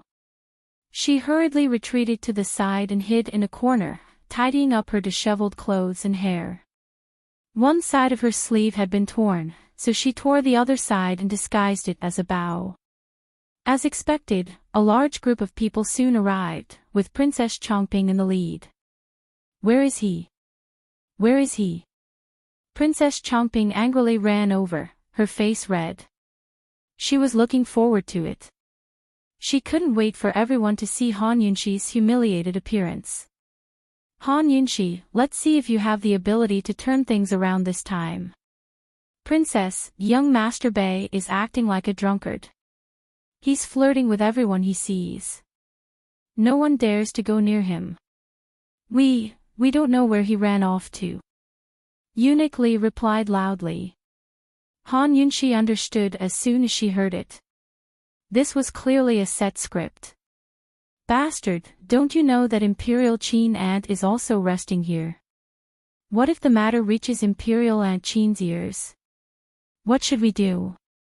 Princess Chongping purposely raised her voice, unable to hide her excitement. Princess, Qin Wangfei is in this room. Nothing will happen to her. Eunuch Li's face was filled with exaggerated worry. He glanced at the bushes on the side and wondered why Murong Wanru hadn't come out yet. It was her turn to go on stage.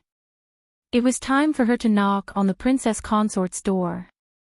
However, it didn't matter if Murong Wanru didn't come, as long as there was a good show to watch in the room.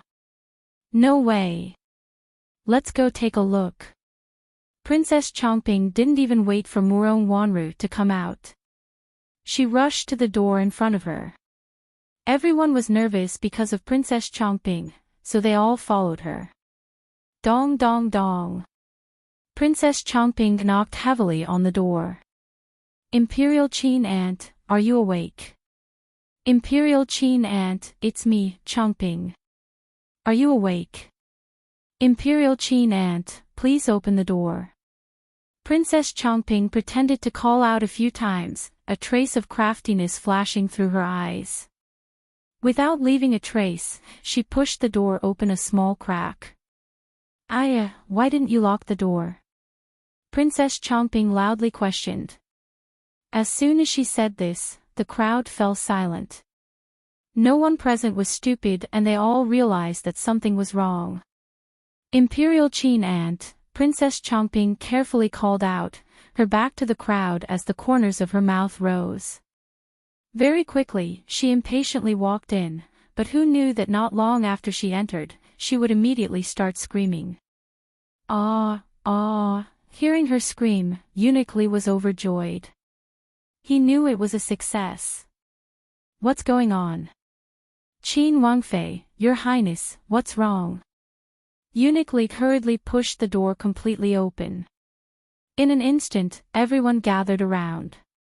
Almost at the same time, Eunuch Li also screamed, "Ah, how could this be?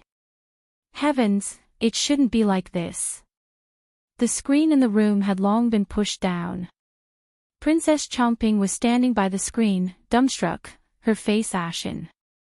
Not far from the screen, Zhang Sunche was wearing only a pair of underwear, pressing down on an unconscious woman and about to undress her.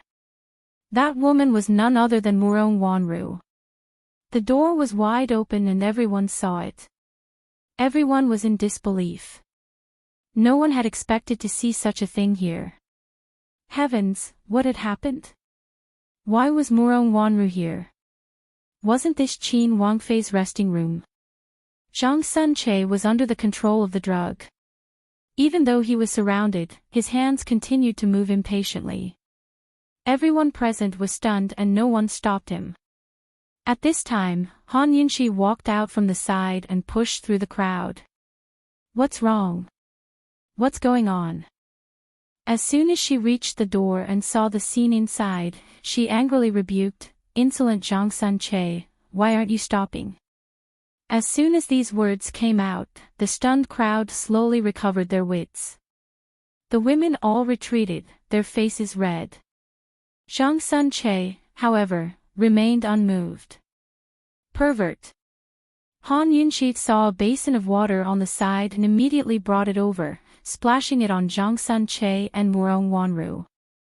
With this splash of cold water, Zhang Sunche finally stopped. At the same time, the unconscious Murong Wanru also woke up.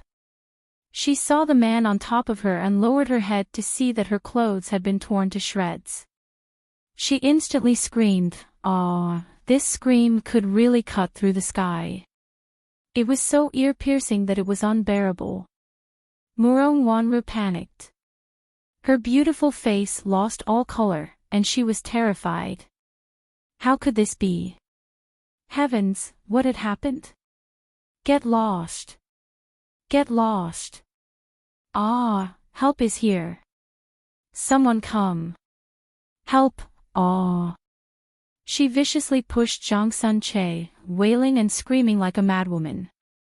A trace of coldness flashed through Han Yunxi's eyes. She said angrily, "Someone come, hurry and pull him away." As soon as she said this, Murong Wanru finally noticed the people around her. She also noticed Han Yunxi's presence. She was dumbfounded. How could? Two men rushed out of the crowd and hastily pulled Zhang Sunche away. Zhang Sunche's mind was still hazy as he began to struggle and curse. "Let go of me, my wife's waiting for me. You guys let go of me, this master wants to have a good time." Murong Wanru's face contorted in humiliation at these filthy words. She was on the verge of insanity. She didn't have time to think about why Han Yunxi was safe and sound, or why she'd fallen to such a state. She didn't want to hear it, so she covered her ears and began to wail like a madwoman. Ah, ah, ah, one spoke obscenities while the other screamed non-stop. The situation was on the verge of spiraling out of control. Princess Chongping was still frozen in place, while the others didn't dare to make a sound. After all, this wasn't a small matter. Although Murong Wanru was an adopted daughter, she was still a treasure in Grand Concubine Yi's hands. Things had gotten out of hand. Han Yunxi looked coldly at Murong Wanru without a shred of sympathy. If the detox system hadn't warned her today, she'd be the one on the verge of collapse right now. Uniquely, gag that beast's mouth and take him away to sober up. Han Yunxi finally spoke up. Uniquely gave Princess Chongping a look, but she was too frightened to move.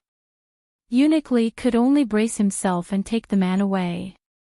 Murong Wanru, that's enough. Just what's going on? You've lost all face for the Duke of Qin's estate. Han Yunxi's angry voice silenced Murong Wanru's screams. At the same time, Princess Chongping recovered her wits and looked over. Chapter 156. At Han Yunxi's fierce tone, Murong Wanru gave a start before rising to her feet. Covering her face, she shoved Han Yunxi aside and ran out of the room. Princess Chongping jumped in fright and shouted, "Someone come, quick! Chase after her, she can't take things too hard." Princess Chongping, what are your men doing? They can't even keep an eye on a drunkard. Now that something like this has happened, you should take Zhang Sun Che and explain yourself to Grand Concubine Yi. Han Yunxi scolded angrily. She wasn't worried that Murong Wanru would commit suicide. With her personality, she wouldn't go that far. So speaking, she flicked her sleeves and left. Princess Chongping finally reacted when she was far away. "Isn't this your room?" she blurted out. Unfortunately, no one answered her.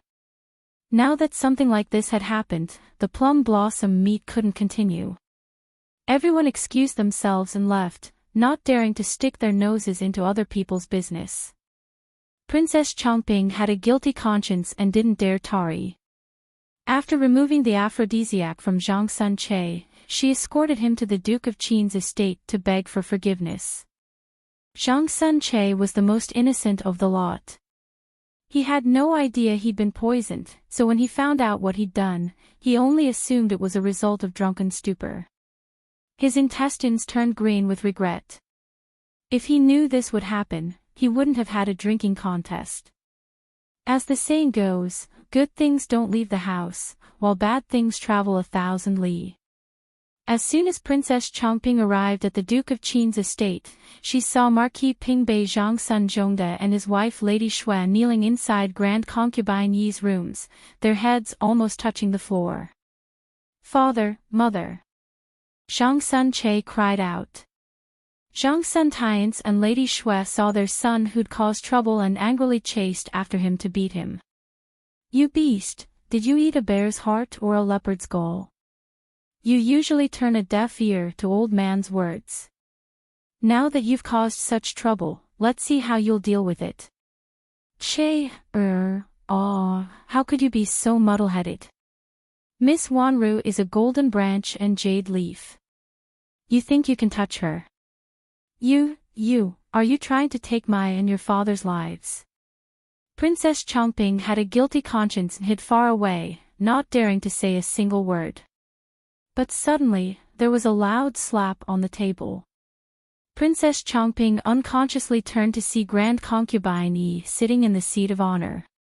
Her exquisite face was now as gloomy as the skies before a storm. How frightening! Marquis Pingbei and Lady Xue quickly returned to their knees. Zhang Sun Che fell to his knees as well, trembling with fear. He didn't even dare to spare Grand Concubine Yi a glance. Princess Chongping couldn't help but shudder. She resentfully walked over and knelt down as well. Grand Imperial Concubine, Chongping. Chongping has brought Changsun Che here to offer a humble apology. Grand Concubine Yi's hands landed heavily on the table as they clenched into fists. She was so angry that she couldn't speak. Suddenly, she pounded the table 3 times. Thump, thump, thump. Everyone who heard it trembled with fear as their hearts raced. In the silence of the room, Chongping lowered her head even more. At this moment, Han Yunxi spoke up from her seat. Chongping, just what's going on? Hurry and tell us the truth. Murong Wanru had rushed into her room to cry as soon as she came back. No matter how Grand Concubine Yi asked or coaxed her, she wouldn't say a word. Grand Concubine Yi was so angry that she smashed everything in the room. Grand Concubine Yi doted on Murong Wanru as if she were her own daughter. Murong Wanru couldn't accept such a thing, much less Grand Concubine Yi. Moreover, everyone at the Plum Blossom meet had seen it, so it was impossible to hide it. Most likely, everyone in the capital knew by now. The Duke of Qin's estate had lost all face this time. Most frightening of all, Murong Wanru's life was ruined. I don't know anything, I was at the banquet the entire time. It was Eunuch Li who said Zhang Sun Che had gone crazy from drinking, so I hurried over. But who knew? Princess Chongping trailed off, glancing at Han Yunxi. Imperial Qin Aunt, I wanted to ask you about this. You were clearly the one resting in that room, so why was Wanru in there? Why did she faint? You're asking me, but who am I supposed to ask? Han Yunxi retorted angrily, before explaining herself. I rested for a bit before going to the restroom. As soon as I came back, I ran into something like that. The side rooms were all guarded by your men, so how did they do their job? Zhang Sun Che went crazy from drinking and Eunuch Li knew to report it. Didn't he have people watching over him? Han Yunxi stood up angrily. You still dare to ask me? It's a good thing I went to the restroom, or else. Heaven knows how much face the Duke of Qin's estate would lose today. Grand Concubine Yi's expression turned even uglier at these words. Finally, she spoke up, her voice frightening. Call Eunuch Li in for me. Eunuch Li, who'd been kneeling by the door all this time, scrambled inside to kneel by Princess Chongping's side. To reply, esteemed imperial concubine, Zhang Sun Che went crazy from drinking and wanted to take liberties with any girl he saw. This old servant couldn't stop him and panicked, so I didn't give any instructions before going to report to the princess. Who knew that those girls all hid away? No one was watching Zhang Sun Che. Eunuch Li could only explain it this way. After all, this matter couldn't see the light of day. The fewer people who knew, the better. Thus, he dismissed all the servants, leaving only himself and Murong Wanru to know the truth. Eunuch Li had been sent by the Empress to assist Princess Chongping in hosting the Plum Blossom meet. He was an experienced eunuch. Although he looked terrified and nervous, his answers were much better than Princess Chongping's. In any case, the matter had already happened. Zhang Sun Che's aphrodisiac had been neutralized, so he had no idea what had happened. No matter how hurt Murong Wanru was, she wouldn't dare to expose Princess Chongping. The dead told no tales. Then how did Wanru faint? Why was she in my room? Wasn't she at the banquet? Chongping, she should have told you when she left, right? Han Yunxi tossed out a series of questions, asking despite knowing the answer. At these words, Grand Concubine Yi's angry eyes flashed with a complicated look. Grand Concubine Yi had been in the palace for years, so she'd seen all sorts of crafty plots and tricks. She'd had her suspicions about Han Yunxi before, but hearing Han Yunxi's questions set her mind at ease. Everyone was chatting in twos and threes at the time, so I didn't notice her. I only heard her say she was worried about you and wanted to go take a look, Princess Chongping replied hastily. Eunuch Li hesitated before adding, esteemed imperial concubine, Zhang Sunche was so drunk that he lost consciousness. It looks like we can only ask Miss Wanru herself how she got into his room. Grand concubine Yi glared at Zhang Sunche, her gaze as sharp as a knife. She wanted nothing more than to gouge out his heart. Zhang Sunche's family of 3 had been silent the entire time, not daring to lift their heads. Although Marquis Pingbei's estate was a powerful and influential family, it was nothing in Grand Concubine Yi's eyes. Marquis Pingbei was alarmed, but secretly rejoiced in his heart. It was fortunate that this unfilial son had bullied Murong Wanru instead of Qin Wangfei. Otherwise, he wouldn't even be questioned today. His entire family wouldn't be spared either. Silence reigned in the room for a long time before Grand Concubine Yi spoke coldly. Wanru, just how did you get into your sister-in-law's room? And how did you lose consciousness? Everyone was stunned by her words. They never expected Murong Wanru to be here as well, but where was she? Murong Wanru was hiding behind a large screen in the seat of honor. Although her body was curled up and shivering, her teary eyes were filled with malice and resentment. She only remembered running into Han Yunxi in the little garden next to the room. After that, she had no recollection of anything else. She didn't know why she'd lost consciousness, or why she ended up in that room. Of course, she knew Han Yunxi had something to do with this, but she couldn't say it now.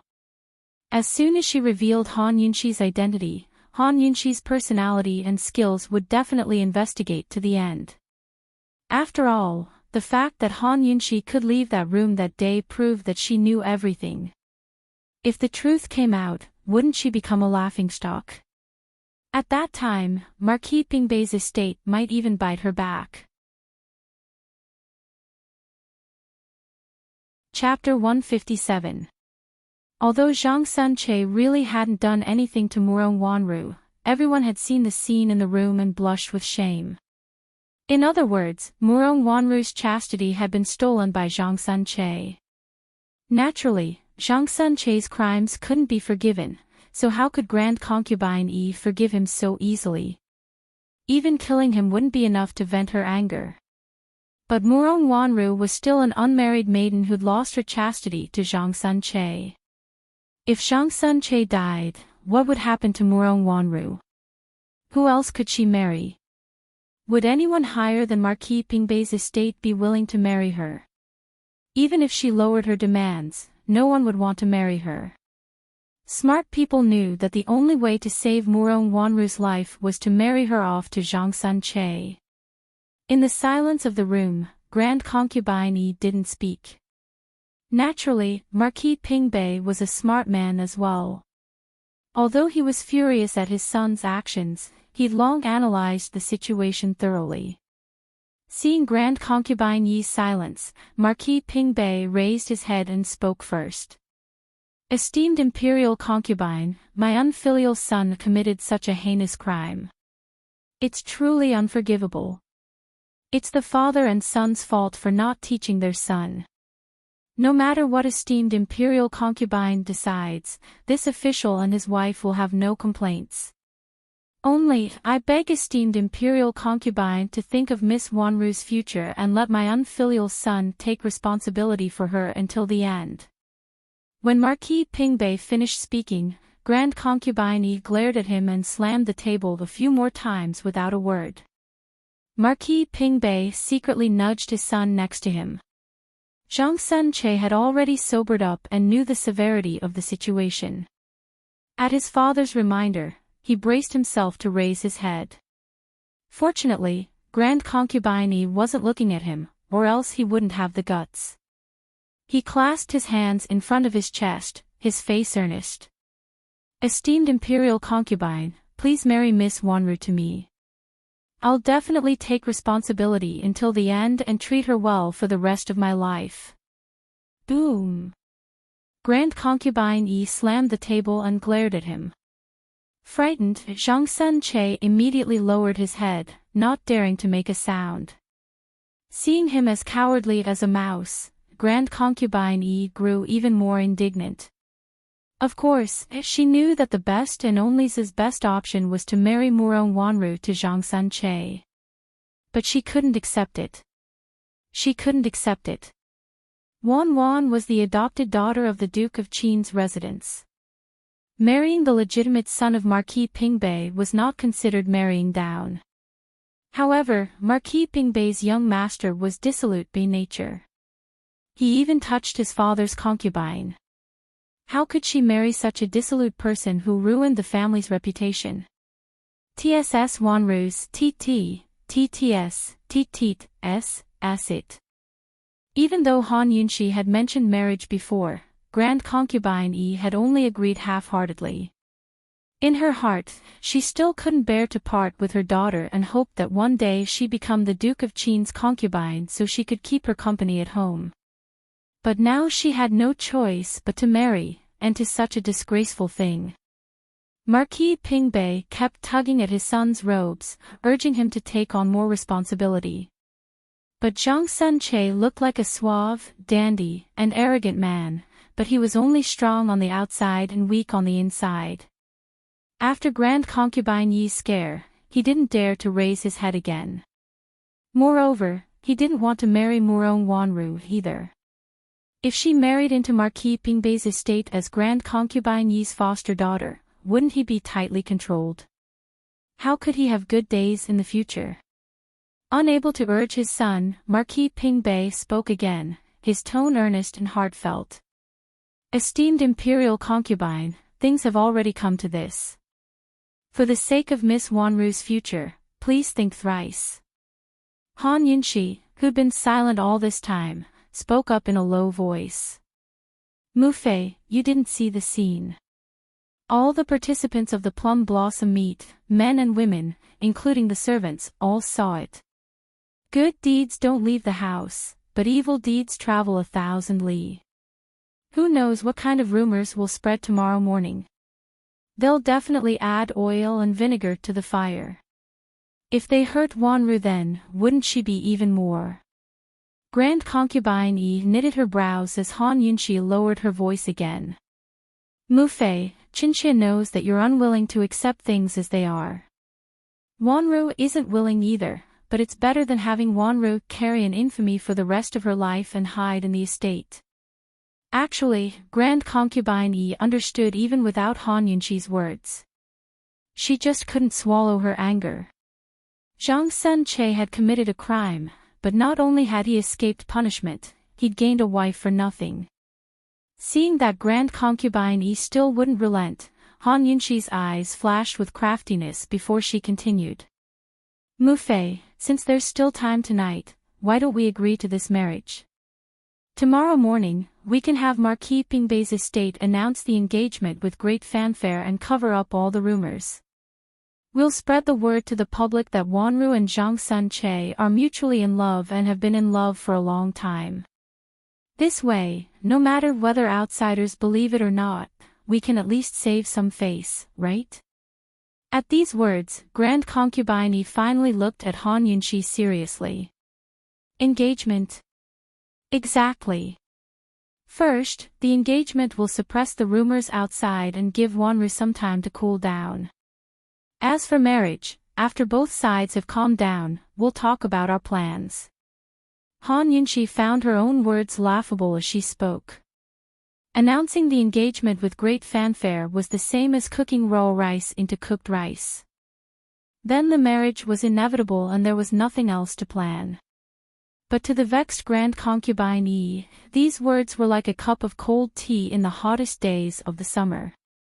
Finally, it suppressed the flames of anger in her heart. She gave Han Yunxi a serious look before exhaling. That's all we can do. Han Yunxi rejoiced in her heart before she said considerately, Mu Fei, Qinxia counts as Wanru's sister-in-law. Let Qinxia discuss the details of the engagement with Marquis Pingbei and his wife. Grand Concubine Yi didn't even want to spare Zhang Sun-che a glance, much less discuss the details. She had no choice but to agree. After making her decision, Grand Concubine Yi finally recovered from the blow. Cold, she looked towards Marquis Pingbei with an air of haughtiness. Zhangsun Zhongde, since Wanru and your son are mutually in love with each other, and you and your wife came overnight to propose marriage, I won't make things difficult for you. Tomorrow morning, we'll settle the marriage. As for when, we'll discuss it another day. This was an order, not a discussion. As soon as Grand Concubine Yi finished, she rose to leave with a flick of her sleeves, leaving Marquis Pingbei's family of 3 kneeling in place. Both of them were in love with each other. When did Murong Wanru and Zhangsun Che couldn't figure it out. He was about to ask when Marquis Pingbei shut him up with a glare. Han Yunqi looked over with a smile. Marquis Zhangsun, do you have any objections? Marquis Pingbei hastened to say, no. No. My son and Miss Wanru are mutually in love with each other, that's something everyone knows. Many thanks to esteemed imperial concubine for her favor and willing to marry Miss Wanru off to Marquis Pingbei's estate. We husband and wife can't thank you enough.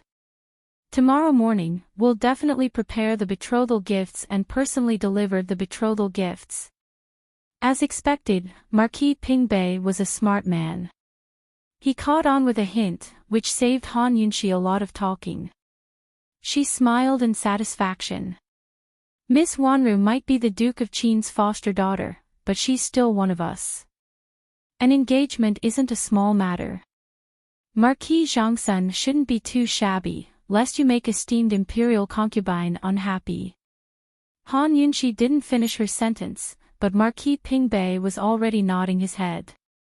Many thanks to esteemed Wang Fei for the reminder. Everything, this official knows what to do. I know.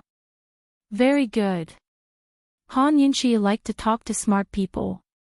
She was certain that tomorrow's engagement ceremony would be a grand affair that wouldn't lose out to the wedding procession.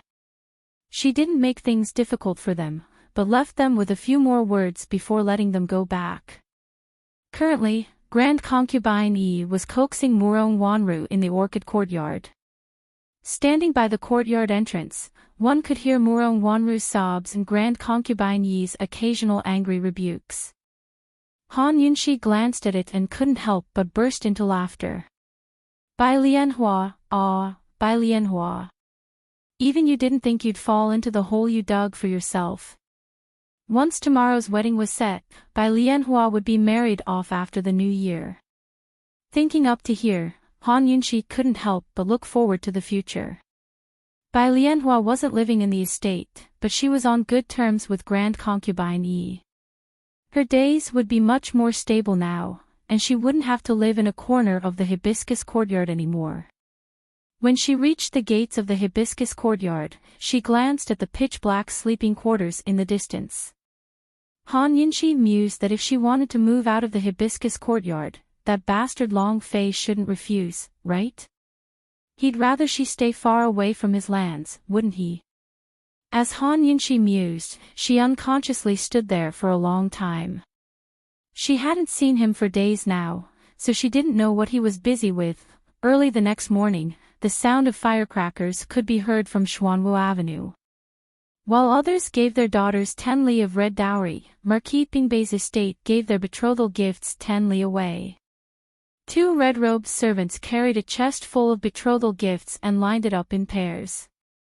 They formed a long dragon on Xuanwu Avenue, mighty and bustling with noise and excitement.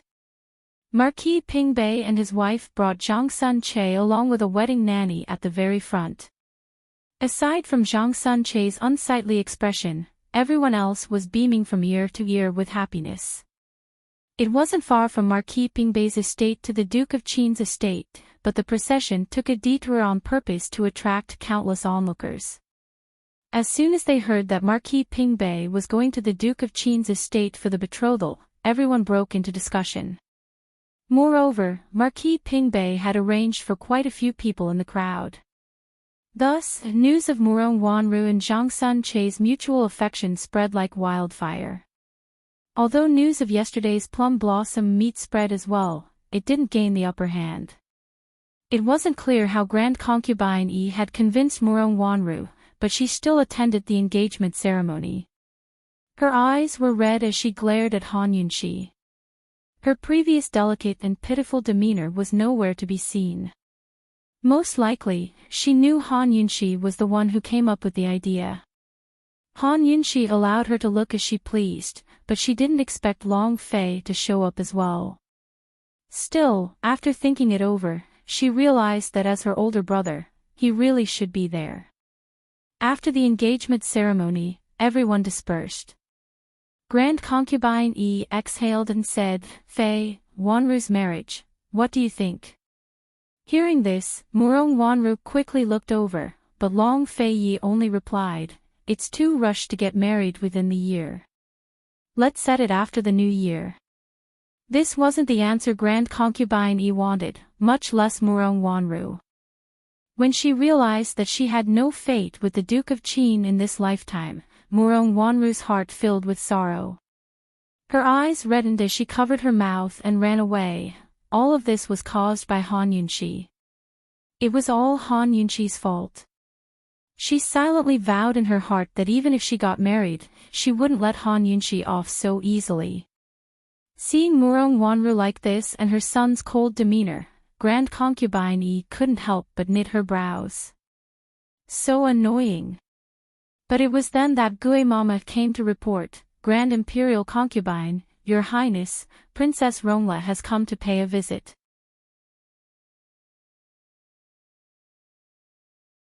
Chapter 158. Duanmu Yao really came to pay a visit. Everyone in the city knew that Marquis Pingbei's estate had come to the Duke of Qin's estate for the betrothal. Wasn't it inappropriate for Duanmu Yao to choose this day to pay a visit? But she'd come at the right time. The betrothal guests had all left before she came to visit. Han Yunxi couldn't help but suspect that this woman had predicted that Long Fei Yi would be at the estate and picked a good time to come. But did she really have to go to this extent just to see her senior brother? Yao, that girl's finally here. Grand Concubine Yi, who hadn't smiled since last night, finally revealed a smile. Her Yao was proof of her close relationship with Duanmu Yao. Han Yunxi couldn't help but think that if Duanmu Yao married into the Duke of Qin's estate, they'd be a perfect match for each other. What kind of scene would it be on the day of the wedding? It'd probably be twice as grand as the one at Marquis Pingbei's estate today. Grand Concubine Yi and Long Fei Yi would definitely be waiting at the gates early to welcome them. Even if she'd racked her brains to think of ways to mend relations with Grand Concubine Yi, Duanmu Yao's arrival could easily ruin everything. Grand Concubine Yi liked a daughter-in-law who made her proud. When she recalled the scene when she'd first entered the gates, bitterness rose in her heart. Before Grand Concubine Yi could speak, Long Fei Yi waved a hand to signal Gue Mama to invite her inside. Han Yunxi glanced at him before silently turning to leave. You could call her a coward, but she didn't like places like this. She only wanted a place, not anything to fight for. But before she could slip out the door, Grand Concubine Yi called her back. Yunxi, where are you going? Qinxia suddenly felt a little dizzy and wanted to go back and rest. Han Yunxi didn't even want to look back as she found an excuse. Long Fei Yi suddenly spoke up. Since you have a headache, go rest so you won't be impolite. Impolite? Han Yunxi gave a start before smiling. He didn't want her to receive Duanmu Yao as the mistress of the house, did he? There was no need for him to worry. She still had self-awareness and would not speak carelessly. Grand Concubine Yi said seriously, Yao isn't an outsider, so there's nothing to be rude about. Moreover, they'll be a family in the future, so we should get to know each other better. As soon as he said that, Han Yunxi felt as if she had been hit hard by something. Her head was in a daze, and she really couldn't come back to her senses. Could it be that Duanmu Yao's marriage alliance with the Duke of Qin wasn't just a rumor? Had Grand Concubine Yi tacitly agreed to it? Han Yunshi finally turned around and looked at Long Fei Yi. At this time, Long Fei Yi was also looking at her, but he only glanced at her once before moving away. Long Fei Yi didn't react to Grand Concubine Yi's words. Yunshi, come here, Grand Concubine Yi beckoned with a hand. Han Yunshi could only walk over and sit by her side. Permitted. Yao Yao is Fei's junior sister and is famous for her talents. You'll have plenty of chances to interact in the future, so you should learn from her, Grand Concubine Yi instructed. Han Yunshi smiled coldly in her heart. Grand Concubine Yi had spent an entire day and night on Murong Wanru's affairs. She probably didn't know anything else about the plum blossom meet yet, but she wanted her to learn from a defeated opponent. She laughed in her heart without explaining a thing. She knew that Grand Concubine Yi liked Duanmu Yao not because of her talents, but because of her illustrious birth. Western Zhou's princess of the first wife and Tianshan Kenzo's genius female disciple, a daughter-in-law like this would bring her a lot of glory. From now on, no one would say that the Duke of Qin had married a commoner or a good-for-nothing. After finally settling that White Lotus Murong Wanru, she never expected Duanmu Yao to show up right after. She didn't fight for it, but would others allow her to have a place in the estate? Would they allow her to claim half of the title of Duke of Qin's official consort? Very soon, Duanmu Yao arrived by herself. Gue Mama respectfully followed behind her, carrying 3 heavy gifts. Those who didn't know better might even think that Gue Mama was one of Duanmu Yao's servants. Today, Duanmu Yao was dressed in a snow-white robe, the edges of which were dotted with red flowers. She was already pure and untainted, looking like a celestial immortal. The addition of her white robes made her seem even more ethereal.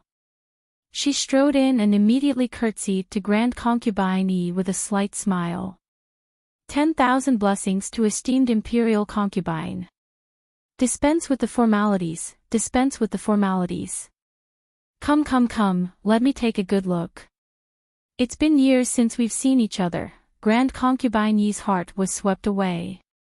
It was clear to see how much she liked Duanmu Yao. Duanmu Yao walked over without sparing Han Yunshi a glance as she squeezed herself between her and Grand Concubine Yi. The main seat could fit 2 people at most, so Han Yunshi was about to move aside when Grand Concubine Yi said, Yunshi, you sit on the side. Han Yunshi silently rolled her eyes. She wanted to leave, all right. Han Yunshi's eyes flashed with a smug smile as she asked, Senior brother, last time I told you to send my greetings to esteemed imperial concubine. You haven't forgotten, have you? I forgot, Long Fei Yi replied simply. You've always been like this since you were young. Duanmu Yao looked askance at him before explaining to Grand Concubine Yi. Esteemed imperial concubine, Yao Yao wanted to pay respects as soon as she reached the capital, but I was delayed by matters until today. Yao Yao came back this time especially to give you something good. As she spoke, Nanny Gue presented the big gift to her. This is the biggest Chinese knotweed that Celestial Mountain picked this year. It's black and soothes the nerves. As long as you eat a little every day, I guarantee that you'll still have a head of black hair in 10 years. Grand Concubine Yi loved it. You're such a thoughtful girl. You know how good I am, don't you? Duanmu Yao said coquettishly. Those who didn't know better might even think she was Grand Concubine Yi's daughter. And also, this is for Wanru. Her matters. Duanmu Yao trailed off, hesitating before continuing. She only went to the side rooms because she was worried about her sister-in-law. It's a pity. At these words, Han Yunshi looked up. What a Duanmu Yao. She hasn't even married into the family yet, but she's already trying to drive a wedge between us. What will happen in the future? Grand Concubine Yi knitted her brows at Han Yunshi before sighing softly. She didn't say a word. Now that things have come to this, esteemed imperial concubine should set her mind at ease. Don't harm your body. Fortunately, Marquis Pingbei's estate is a rich and influential family. Little sister Wanru won't lose her status even if she marries over.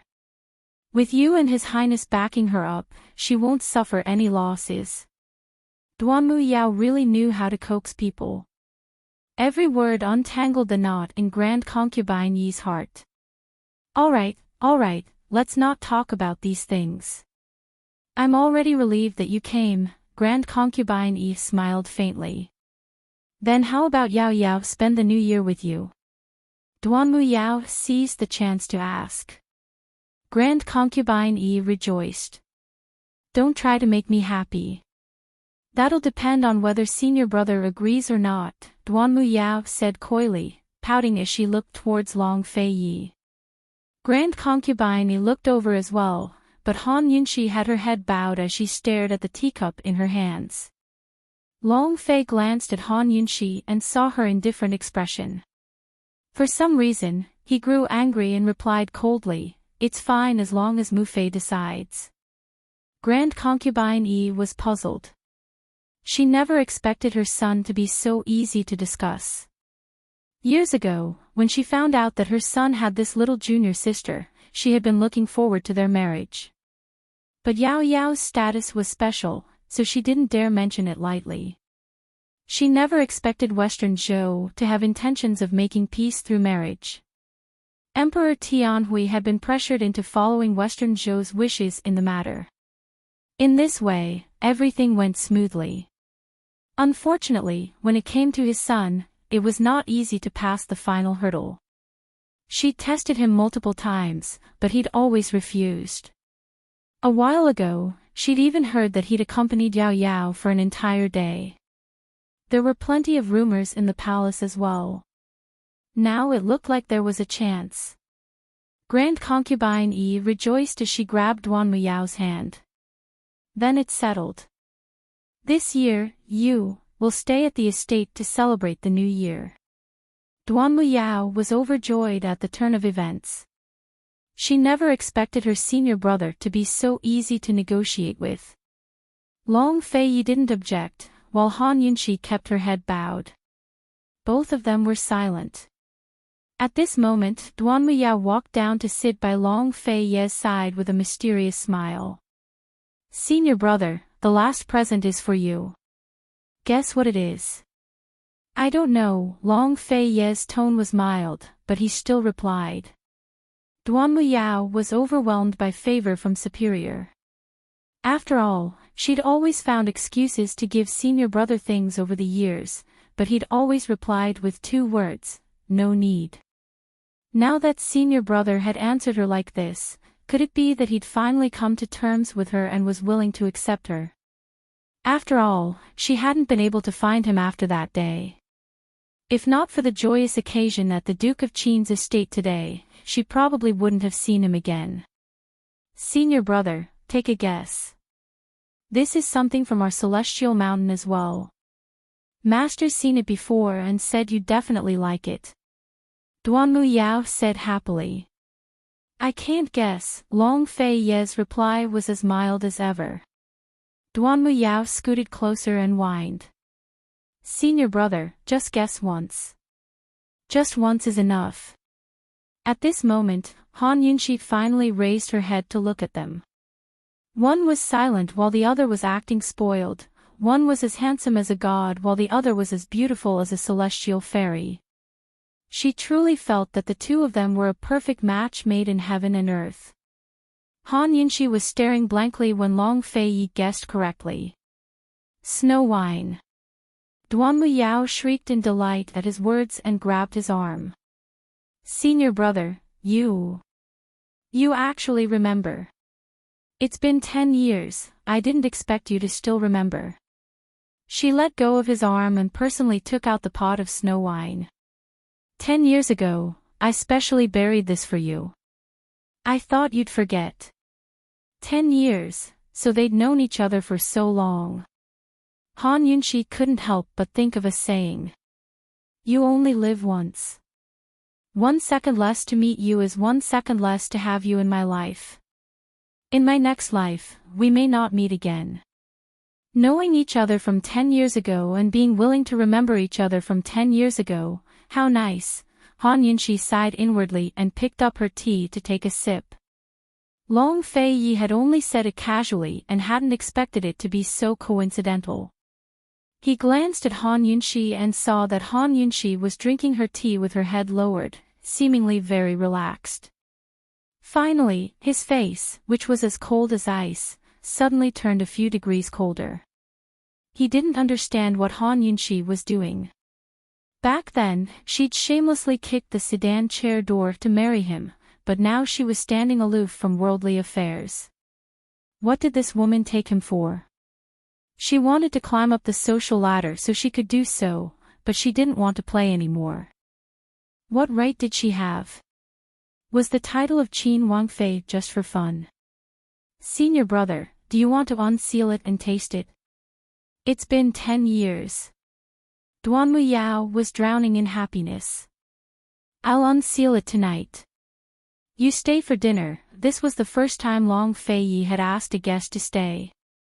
All right. Duanmu Yao nodded immediately, afraid that Long Fei Yi would change his mind. Her heart was surging with emotions, while Grand Concubine Yi was thrilled. She immediately ordered Gue Mama to prepare dinner. But Han Yunxi's eyes drooped as she thought to herself, looks like Long Fei Yi won't be going out after the new year. There should be 2 joyous events at the Duke of Qin's estate after the new year. When Duanmu Yao saw that Han Yunxi hadn't said a word, her eyes flashed with disdain. But she wasn't planning to let her off so easily. That's right, esteemed Wang Fei. I came in a hurry and didn't prepare any gifts for you. You won't blame me, right? She asked seriously. Han Yunxi finally raised her head, her expression indifferent. I won't. She didn't care. But Duanmu Yao provoked her again. Esteemed Wang Fei, I forgot to ask you. You won't mind if I spend the new year at your estate, right?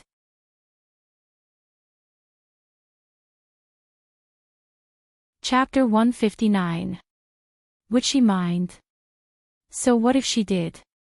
Could Han Yunxi say no? Duanmu Yao was clearly asking the obvious to flaunt her strength. Han Yunxi was so silent that she seemed especially quiet. Seeing this, Duanmu Yao's smile grew even more scornful. Today, she had to make this woman say, I don't mind. She'd let her know that even though she was Qin Wangfei, she had no say in this household. She wasn't anything. Duanmu Yao pressed on.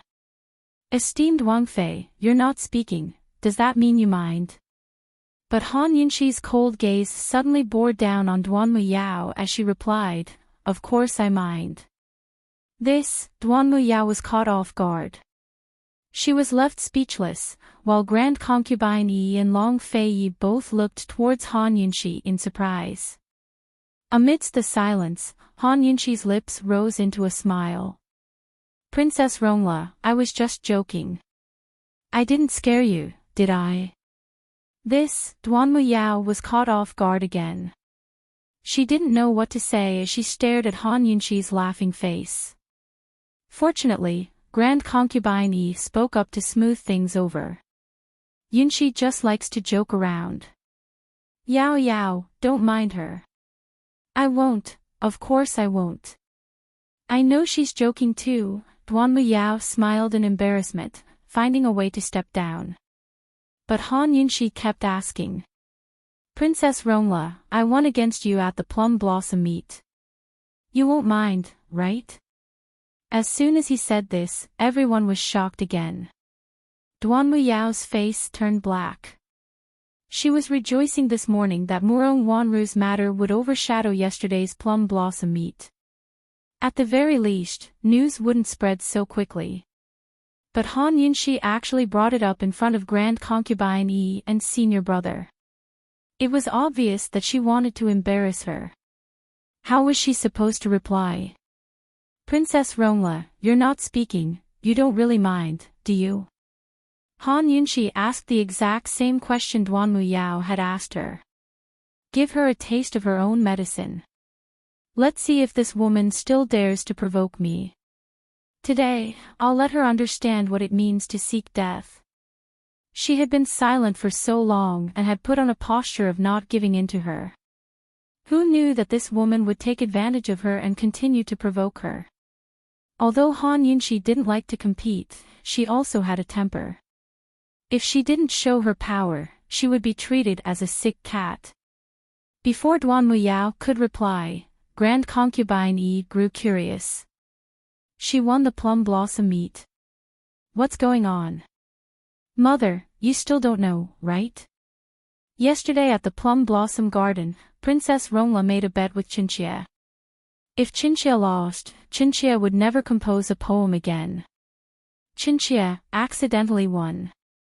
Han Yunshi spoke casually as if it was a trivial matter, but Grand Concubine Yi was astonished. You won. Han Yunshi smiled and nodded innocently. How could Grand Concubine Yi believe it? In her eyes, Han Yunshi's only skill was poisons. As for poetry, zither, chess, calligraphy, and other elegant things, how could a young miss from a small family like her understand such things? At the plum blossom meet, she only hoped that Han Yunshi wouldn't lose face for her. Moreover, Yao Yao's poetry was famous throughout all of Cloud Realm continent. Yao Yao, is this true? Grand Concubine Yi asked in disbelief. Duan Muyao felt even more humiliated at this question, but she had no choice but to feign generosity with a smile. Emichim, Qin Wangfei has such talent and learning. Yao Yao willingly admits defeat, so why would I mind? Grand Concubine Yi finally believed the truth and couldn't help but shoot a strange look towards Han Yunshi. Duan Muyao couldn't accept this. She wanted to change the topic, but never expected Han Yunshi to keep asking questions. Princess Rongla, last time at Medicine Ghost Valley, I accidentally won against you too. You won't mind, right? This, Duan Muyao almost choked on her words. What did Han Yunshi mean by this? Was she bringing up old scores again and again? Duan Muyao couldn't help but feel humiliated when she recalled how she'd used the medicine Google to search for medicine. She'd been immensely pleased with herself back then, but Han Yunshi had tricked her in the end and left her battered and exhausted. Now Grand Concubine Yi was bewildered. You two ran into each other last time. Han Yunshi gave a concise explanation of the Medicine Ghost Valley competition last time. Hearing this, Duan Muyao almost lost her temper and told her to shut up. Grand Concubine Yi's shock turned to pride before she realized that Han Yunshi was humiliating Duan Muyao. Her eyes flashed with anger before she smiled and tried to smooth things over. The two of you are quite fated. We should have a good chat at dinner later. But Han Yunshi rose to her feet and said seriously, Mufei, Qinxie made an appointment early in the evening, so it's not good for me to decline. If Princess Rongla doesn't mind, Qinxie will take her leave first. Although she was asking Grand Concubine Yi, she was looking at Duan Muyao. The provocation in her eyes was no less than Duan Muyao's scorn from before. This noble princess wanted to trample her beneath her feet before she even stepped through the doors. No way. It was fine if she didn't speak, but as soon as she did, she'd show her who was boss. Of course, Grand Concubine Yi could sense the tension between the two of them. She glanced towards Long Fei, only to see him drinking tea with his head bowed, looking as if he had nothing to do with the matter. Her son's attitude towards Princess Rongla was still unclear, so Grand Concubine Yi didn't dare to act on her own. She glared unhappily at Han Yunshi, but Han Yunshi's indifference made it hard for her to lose face. She could only give Duan Muyao a way out. Yao Yao, since Yunshi has an appointment, you two can chat another day. You don't mind, right? Duan Muyao was about to go crazy at the word mind, but Grand Concubine Yi had asked so nicely that she had to put on a generous front even if she didn't like it. Smiling, she said, "Of course. I don't mind." Han Yunxi was very satisfied. She smiled and said, "Then Yunxi will take her leave first." So speaking, she gracefully turned to leave. Her steps and posture were indescribably confident and at ease. Nobody noticed that the silent Long Fei had long raised his head to stare at her retreating form, his lips drawn up in a satisfied smile. Han Yunxi didn't have an appointment at all. When she returned to the leisurely cloud pavilion, Xiao Mama had already prepared a table full of delicious dishes. She was clearly hungry, but when she picked up her chopsticks, she suddenly lost her appetite. She didn't know what to eat. "Esteemed Wang Fei, the kitchen's prepared many dishes tonight. This servant secretly gave you a few, so hurry and try them," Xiao Mama coaxed. Of course she knew that His Highness's junior sister had come, but she didn't dare to ask when esteemed Wang Fei didn't accompany her. "Has the banquet started yet?" Han Yunxi asked mildly. "It just started," Xiao Mama replied honestly. Han Yunxi mused that the bottle of snow wine that had been sealed away for 10 years should have been opened by now. Long Fei must really like that wine to remember it so clearly. She picked up her chopsticks and poked at a few pieces of vegetables. She wanted to make do with it, but in the end she lost her appetite and decided not to eat. Instead, she changed her clothes and prepared to go out for some fresh air. Unexpectedly, she'd hardly stepped out the door when she saw Long Fei sitting in her courtyard, facing the door. Han Yunxi's feet paused as she subconsciously took a step back. When did this guy come? What was he doing here instead of accompanying the honored guests? Was he here to settle accounts with her on behalf of Duan Miao? Seeing her retreat, Long Fei's playful smile deepened. He asked, "Who did you have an appointment with?" Han Yunxi didn't move forward, but looked at him and replied honestly, "Qinxie didn't have an appetite, so I found an excuse to leave." "Where are you planning to go?" Long Fei asked again. "What does it have to do with you?" Han Yunxi grumbled in her heart. However, under normal circumstances, she would still be a little afraid of this guy. She obediently replied, "I just wanted to go out for some fresh air." "Are you in a bad mood?" Long Fei asked again. Han Yunxi avoided his question and asked back, "Isn't it inappropriate for your highness to not accompany the honored guests at this time?" Unexpectedly, Long Fei said, "This prince also doesn't have an appetite. I was just thinking of going out for some fresh air. Let's go." As he spoke, he stood up and walked out of the courtyard. Han Yunxi was stunned. What did this guy mean? Was he going to abandon little junior sister? Wasn't he going to open the bottle of snow wine? Was this, all right? Long Fei had already walked to the entrance of the courtyard, but Han Yunxi was still standing in the same spot. Looking at his proud and lofty back, she felt that it was unreal. Long Fei turned back and asked coldly, "Han Yunxi, you're still not leaving?" Han Yunxi was still hesitating when Xiao Mama gave her a hard shove from behind and pushed her out the door. Long Fei's lips curved into a smile when he saw her come out. Without another word, he turned to leave. Seeing this, Han Yunxi turned back to glare at Xiao Mama, but she'd long vanished from sight. She looked at Long Fei's retreating form again and hesitated for a moment before chasing after him. Long Fei walked in front with Han Yunxi 3 paces behind him. The two of them were silent the entire way. When they passed by the flower gardens, Han Yunxi looked towards Grand Concubine Yi's peony courtyard. Seeing that it was brightly lit, it was hard to imagine how Duan Muyao would feel after being stood up. But she knew it had to be terrible. Thinking up to here, she couldn't help but secretly rejoice. As she walked forward, she suddenly bumped into Long Fei. Han Yunxi immediately backed away, thinking that she'd bumped into his back.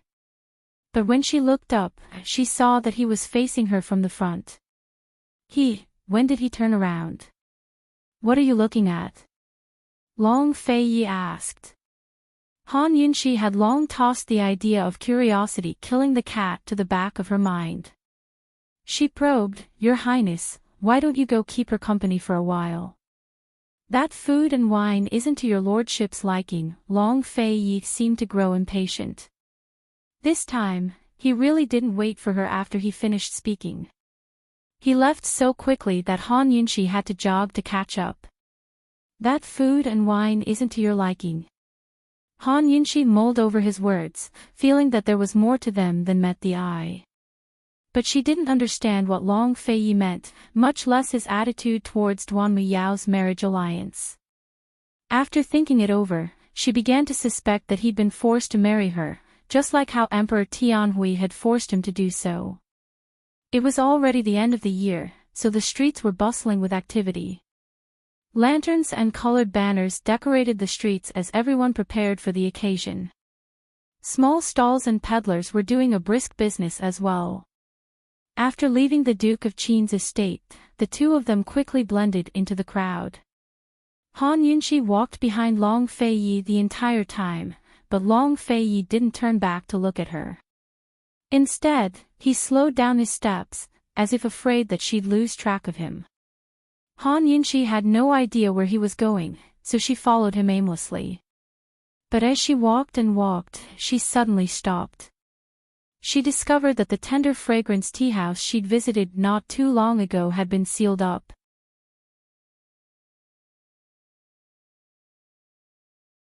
Chapter 160. Long Fei's back was to Han Yunxi, but he knew immediately when she stopped. He turned around and saw Han Yunxi staring at the sealed tender fragrance tea house. He seemed to want to say something, but stopped himself. Cold eyes were fixed on her. Han Yunxi wondered if Gu's tea house had been sealed up by Long Fei again. Was it because Long Fei bumped into her the last time she came back for a meal? She couldn't help but feel heartache for Gu. Celestial Fragrance Tea House had a criminal record, so Long Fei could seal up his businesses at any time. Why didn't that fellow know to keep a low profile? Han Yunxi was about to leave and she realized that Long Fei was staring at her. She immediately averted her gaze. Are you very familiar with Gu? Long Fei asked. Han Yunxi immediately shook her head. Your Highness has investigated him before, so you should know him better than Qinxie, right? Long Fei had indeed investigated, but all he found out was that Gu was a merchant with vast wealth and properties all over the world. As for his poison skills or martial arts master, there were no clues at all. Judging from his age, he had to have an extremely powerful backer if he wanted to be rich. Unfortunately, Chu Shifeng hadn't found much information yet. Your lordship sees that you two are very familiar with each other, Long Fei said next, clearly alluding to their meeting at Heavenly Fragrance Tea House that day. Han Yunxi hated this kind of questioning tone. She hadn't asked him anything, so what right did he have to ask about her private life? For better or for worse, he saved Qinxie's life once, so he counts as a friend. Han Yunxi's words were 70% true. Although Gu wasn't serious at all, he didn't harbor any enmity. It was better to have one more friend than one more enemy. Long Fei just looked at her deeply and didn't ask any more questions. He turned around and continued to walk forward. They were already silent to begin with, but after this, they grew even more silent. Still, Han Yunxi followed behind them from beginning to end, while Long Fei didn't walk too fast. One in front, the other behind, they seemed to have a tacit understanding. Han Yunxi kept her head down, immersed in her own world. Suddenly, Long Fei's voice seemed to descend from the sky. Are you hungry? She looked up and found that this guy was standing right in front of her. She was one step away from bumping into him. A little. In fact, she had been starving for a long time. She could be considered a swift and decisive person, but every time she was in front of this guy, it was as if she had changed into a different person. She was not reserved, but she was especially sensitive. Long Fei didn't speak, but entered a restaurant on the side. Han Yunqi hurried to follow him. Long Fei asked for a private room, and the two of them sat across from each other. Long Fei pushed the menu in front of her, indicating that she should order. Han Yunqi didn't refuse. She ordered a few dishes that she liked, then pushed the menu in front of him without a word. Long Fei glanced at it, then poured a jug of wine before calling for the dishes to be served. While they waited, the two of them remained silent in the room. It was as if the whole world had fallen silent. Han Yunqi couldn't stand the silence and inadvertently raised her head, only to meet Long Fei's deep gaze. She gave a start and subconsciously wanted to avoid it, but decided to find a topic to talk about. Thus, she asked mildly, "Your Highness, is there any news about that masked man from last time?" Although Madame Li was dead and all of Tianning's poison spies had been purged, the existence of the masked man was still an enormous threat. With Long Fei's personality, he wouldn't let it go so easily. "There's a bit of a lead, but it's still better to investigate." Long Fei didn't hide anything. These days, he'd been busy with this matter as well. If he guessed correctly, that masked man should be a high-ranking member of Northern Li's imperial clan. Naturally, it wasn't easy to investigate the situation in Northern Li's imperial clan, but he could start with the poison sects of the Jianghu. Such a formidable person must have some reputation in their circles. Once there was a topic to talk about, Han Yunqi felt much more at ease, as if she'd been granted amnesty. "What leads?" she asked anxiously. Actually, she'd asked around in secret as well. Gu Beiyue had said that someone with such formidable poison skills must have come from a sect. Gu Beiyue had also said that there were plenty of poison sects in the world, but they'd all originated from the poison caves in the medical academy. Now that the poison caves in the medical academy were closed, the sects had flourished in the past 2 years. Still, poison was poison, and detoxification masters were poisoners as well. Thus, most of these sects weren't accepted by the orthodox medical community and formed their own circles. It wasn't easy for outsiders to join them. Long Fei didn't answer Han Yunqi's question, nor would he tell her that when he'd interrogated Madame Li's subordinates, he'd found out that the mysterious man had kidnapped Han Yunqi not to threaten him, but to target Han Yunqi herself. An ordinary man was innocent, but treasuring a jade ring would arouse the envy of others. Han Yunqi had such brilliant poison skills, so how many pairs of eyes were watching her from the shadows? Leaving aside the distant ones, Emperor Tianhui himself was a huge source of trouble. Where did Lady Tianqin get those poison and medical manuals? Long Fei changed the topic. Han Yunqi said that she'd learned her poison skills from her mother's poison and medical manuals. Although her story was flawless and the dead couldn't bear witness, how could he believe it so easily? He'd investigated Lady Tianqin before, but discovered that her birth family was a fake. This woman with brilliant medical skills who'd helped Hong Kong prosper was simply a mystery that had appeared out of thin air. Long Fei had long gone to the justice courts to interrogate Han Kongan. Of course, Han Yunqi had no idea. "I don't know either. I found it when I was rummaging through her belongings," Han Yunqi continued to lie.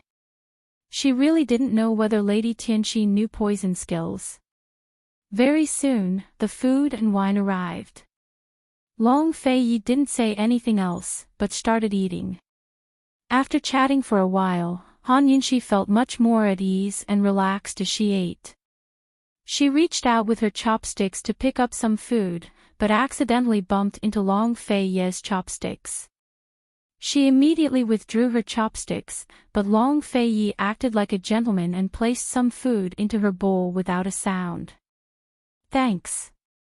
Han Yunqi glanced at him and saw that he was sitting upright with one hand holding a bowl and the other holding a pair of chopsticks. Even his movements as he ate were graceful. She didn't know that this was the first time His Highness Duke of Qin had ever picked up food for someone other than his mother.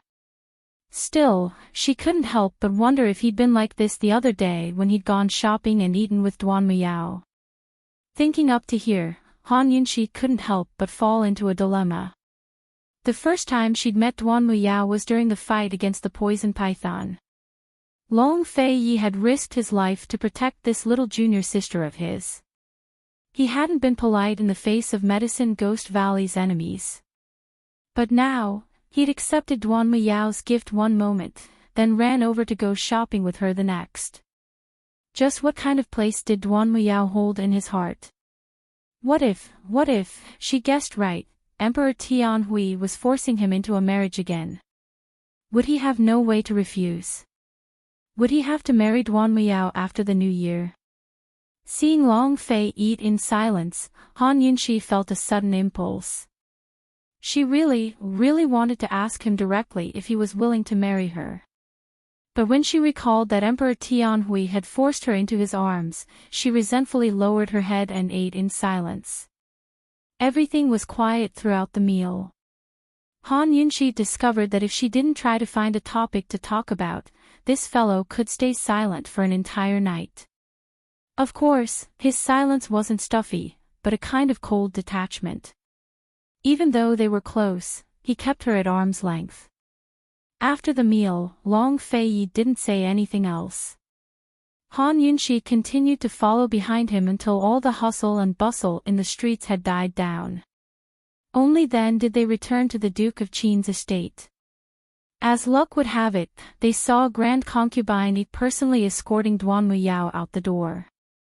Duan Muyao was already feeling gloomy after being stood up by Long Fei Yi. She was out of sorts all night, but had no choice but to accompany Grand Concubine Yi to eat and chat. She even comforted the woman about Murong Wanru's marriage. When she saw Long Fei Yi return, she immediately went forward. "Senior brother, where did you go? I was still waiting for you to open that jug of snow wine." "I left it for Imperial Muhu to drink," Long Fei Yi replied. Hadn't he accepted it before? This was the goodwill she'd stored away for 10 whole years. Duan Muyao's heart felt stifled. She was about to speak when she saw Han Yunxi walk up from behind Long Fei Yi. Could it be, senior brother went out with this woman? What a Han Yunxi! It was fine if she didn't show her face, but she even stole senior brother away. How could she swallow this? In an instant, Duan Muyao's heart burned with jealousy. Her hands clenched into fists within her sleeves as she lost her mind. Throwing caution to the wind, she asked loudly, "Senior brother, what are your plans for the marriage alliance after the new year?" Han Yunxi gave a start at these words. She'd never dared to ask, but Duan Muyao did. Grand Concubine Yi gave a start as well, her expression complicated as she looked at her son. But Long Fei Yi acted as if he hadn't heard a thing. Without a word, he strode away. Now Grand Concubine Yi was incensed. "Fei, stop right there." Unfortunately, Long Fei Yi ignored her. "Senior brother."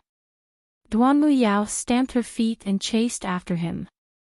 Long Fei Yi's figure flashed before vanishing into thin air. "Senior brother. Master's asking about us too." "Senior brother." Duan Muyao angrily shouted a few times. Unfortunately, the only reply she got was silence. Flustered and exasperated, Duan Muyao turned back to glare at Han Yunxi before throwing herself into Grand Concubine Yi's arms. "Esteemed Imperial Concubine, senior brother's bullying me again." Sob sob. This counted as bullying. But if Long Fei Yi wasn't willing, why didn't he reject her outright? He'd never been a sloppy man. Han Yunxi mused that in a way, this counted as a form of bullying. All right, don't cry. I'll definitely teach him a lesson later. Be good, Yao Yao's the most obedient. His Majesty and I will support you in your marriage alliance, so don't worry, Grand Concubine Yi comforted her. Han Yunxi only laughed coldly in her heart. Grand Concubine E, Grand Concubine E. In the end, she's the daughter-in-law you've chosen. So this time you won't oppose Emperor Tianhui. Hearing this, Duan Muyao stopped crying. I just knew esteemed imperial concubine was the best. Silly child, your senior brother never said he wouldn't marry, did he? Grand Concubine Yi smiled. Duan Muyao immediately lowered her head, her face red. I'll help you keep that jug of snow wine for now. When New Year's Eve comes, I'll bring it to the palace to open it. Grand Concubine Yi was even more patient with Duan Muyao than she was with Murong Wanru. Naturally, Long Fei Yi would attend a family banquet on New Year's Eve. Duan Muyao was waiting for Grand Concubine Yi's words. In other words, she could attend the banquet as well. Before leaving, Duan Muyao purposely drew close to Han Yunxi and murmured, "Esteemed Wang Fei, after New Year's, I'll have to ask for your guidance. Nothing set in stone yet. Don't be happy too early." Han Yunxi wasn't to be outdone. "Let's wait and see." Duan Muyao replied cold. If not for Han Yunxi, she might have waited until her senior brother saw her good points and willingly married her. But Han Yunxi's existence gave her a deep sense of danger. No matter what, even if imperial father pressured her, she had to marry into the Duke of Qin's estate after New Year's.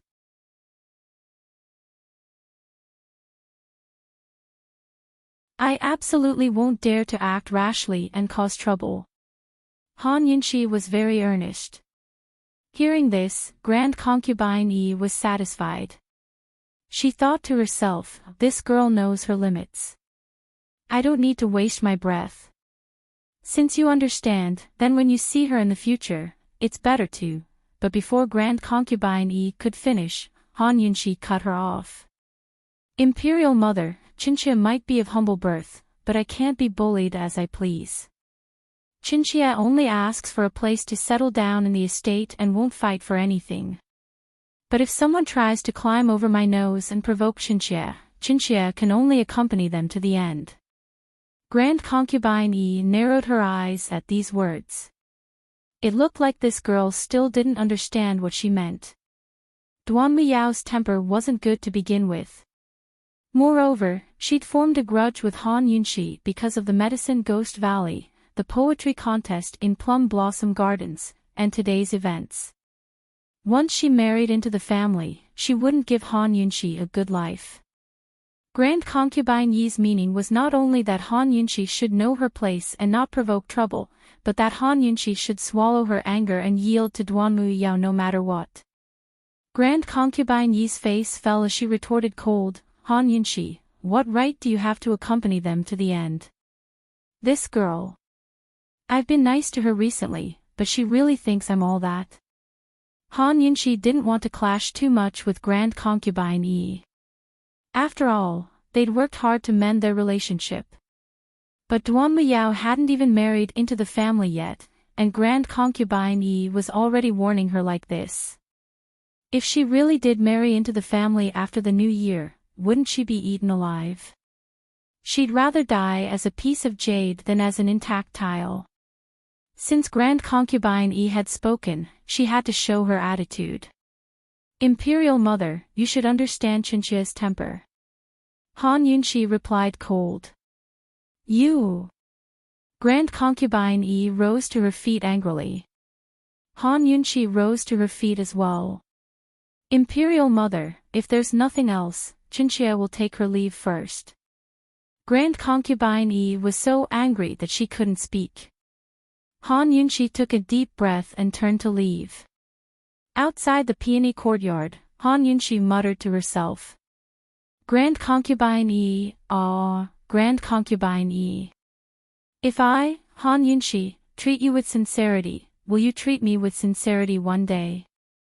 Or perhaps, in your eyes, I'll always be no different from a servant girl in the estate. Were birth and status really that important? Did nobility, generals, and status matter? One day, I, Han Yunxi, will definitely let you know that none of that matters. By the time she returned to the hibiscus courtyard, the elusive Long Fei Yi had long left. His attitude was unclear, but both Grand Concubine Yi and Duanmu Yao seemed certain about the marriage alliance after the new year. Who knew that when Han Yunshi saw it, she would be so shocked that she would spit out the tea she'd just drank. Heavens! This prescription. No, to be more precise, this is a prescription for poison, okay? When little saw Big Sis Yun's reaction, he timidly stuck out his tongue and obediently retreated to the side like a child who had gotten into trouble. Han Yunshi hurriedly picked up the prescription in the Han clan medical canon and compared it to little Er's improved prescription. After comparing, she found that little didn't change any of the ingredients. Instead, he adjusted the amount of the ingredients. Taking advantage of the mutual promotion and suppression of ingredients, when some ingredients were mixed together according to a certain ratio, new ingredients would be produced. Perhaps these ingredients would increase the efficacy of the medicine, or perhaps these ingredients would destroy the efficacy of the medicine, or even produce toxins. However, when these new ingredients were mixed together, they would have different effects. Speaking of which, the theory was relatively simple. However, the relationships within were inextricably linked and very complicated. It wasn't something that ordinary people could understand. Even a veteran like Han Yunshi wouldn't think that a prescription could be changed into a poison prescription if she didn't deliberately ponder over it. She didn't expect little to actually change it like this. Who taught you this? Han Yunshi asked loudly. Little was like a child who had done something wrong. His hands were tangled together as he lowered his head. Only then did Han Yunshi realize that she was too agitated. She hurriedly pulled little to the side and sat him down. Calmly, she asked, tell me, who taught you to change the prescription like this? I looked at it myself and suddenly thought of changing it, little answered honestly. Han Yunshi was incredulous. She asked again, then how did you know the amount of the ingredients? Previously, Daddy had me memorize the ancient book on mutual promotion and suppression of ingredients. It was hundreds of pages thick. When I saw the prescription, I suddenly thought of changing it. Little blinked his large eyes, looking especially pure and innocent. Han Yunshi knew that he wouldn't lie. However, wasn't this child's ability to understand everything too well? Do you know how to change anything else? Han Yunshi hurriedly asked again. I have to take a look and think about it. I spent an entire day thinking about that prescription just then. Little was a little embarrassed, his little face red. However, he didn't know that it was already a heaven-defying ability for a 6-year-old to change a prescription into a poison one in a single day. Han Yunshi discovered that this child's talent in poisons was comparable to her own in the past. If he worked hard and studied hard, he'd definitely be a great figure in the future. She had to admit that Han Kongin had a good eye. That very day, Han Yunshi gave little a few pointers on poison prescriptions. She told him to study hard and not tell anyone else about it for now. Little was filled with motivation after receiving Big Sis Yun's affirmation. Apparently, little Chen Xiang said that he hadn't left his study for the past few days after Han Yunshi left. Day after day passed. Very soon, New Year's Eve arrived. All of Tianning's capital city was filled with festive festivities. On New Year's Eve, every family was reunited. The Empress Dowager had set up a family banquet for Grand Concubine Yi, His Highness Duke of Qin, and Murong Wanru every year. But this year, there was both Qin Wangfei and Princess Rongla. Murong Wanru was too ashamed to enter the palace after what happened to her, so Grand Concubine Yi didn't want to bring her along. Zhao Mama specially prepared Han Yunshi a short, red cotton-padded jacket with white fox fur lining the edges. It was warm and noble. Currently, she was helping Han Yunshi dress her up. Esteemed Wang Fei, this is your first time attending a family banquet on New Year's Eve. Actually, it's just a meal with everyone, so don't be too nervous. Han Yunxi wasn't nervous. She'd seen Emperor Tianhui, the Empress Dowager, and Empress before. She mused that since Princess Rongla was going tonight, Emperor Tianhui would probably express his intentions regarding the marriage alliance.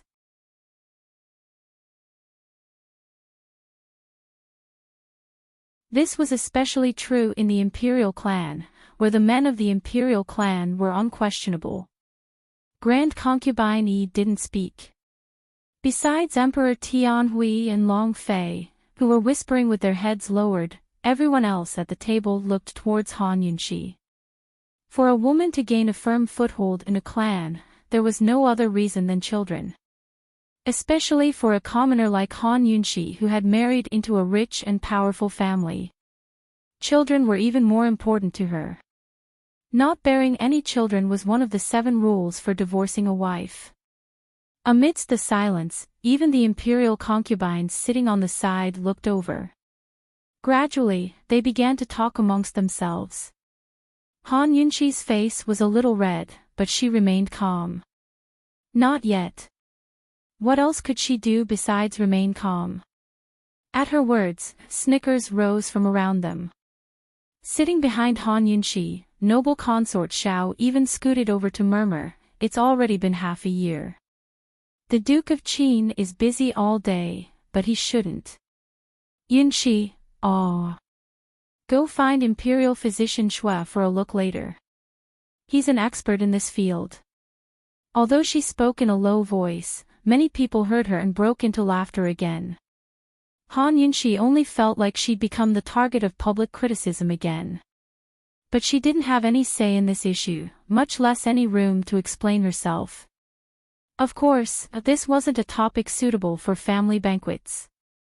The Empress Dowager glanced at Grand Concubine Yi's pale face and was very satisfied. She stopped while she was ahead and gave Han Yunxi a way out. "Duke of Qin, this is your fault. No matter how busy you are, you can't leave Yunxi out in the cold, right?" The Empress Dowager assumed that the Duke of Qin wasn't listening and would only nod his head. But Long Fei Yi looked up and even knew what was going on. He said mildly, "Empress Dowager's lecturing is right. Ken will continue to work hard." For a moment, the crowd was in an uproar. Nobody expected the Duke of Qin to have such an attitude. Duanmu Yao was dumbstruck. She felt as if she'd been dealt a heavy blow. In her heart, her senior brother was like a god, forever noble and inviolable.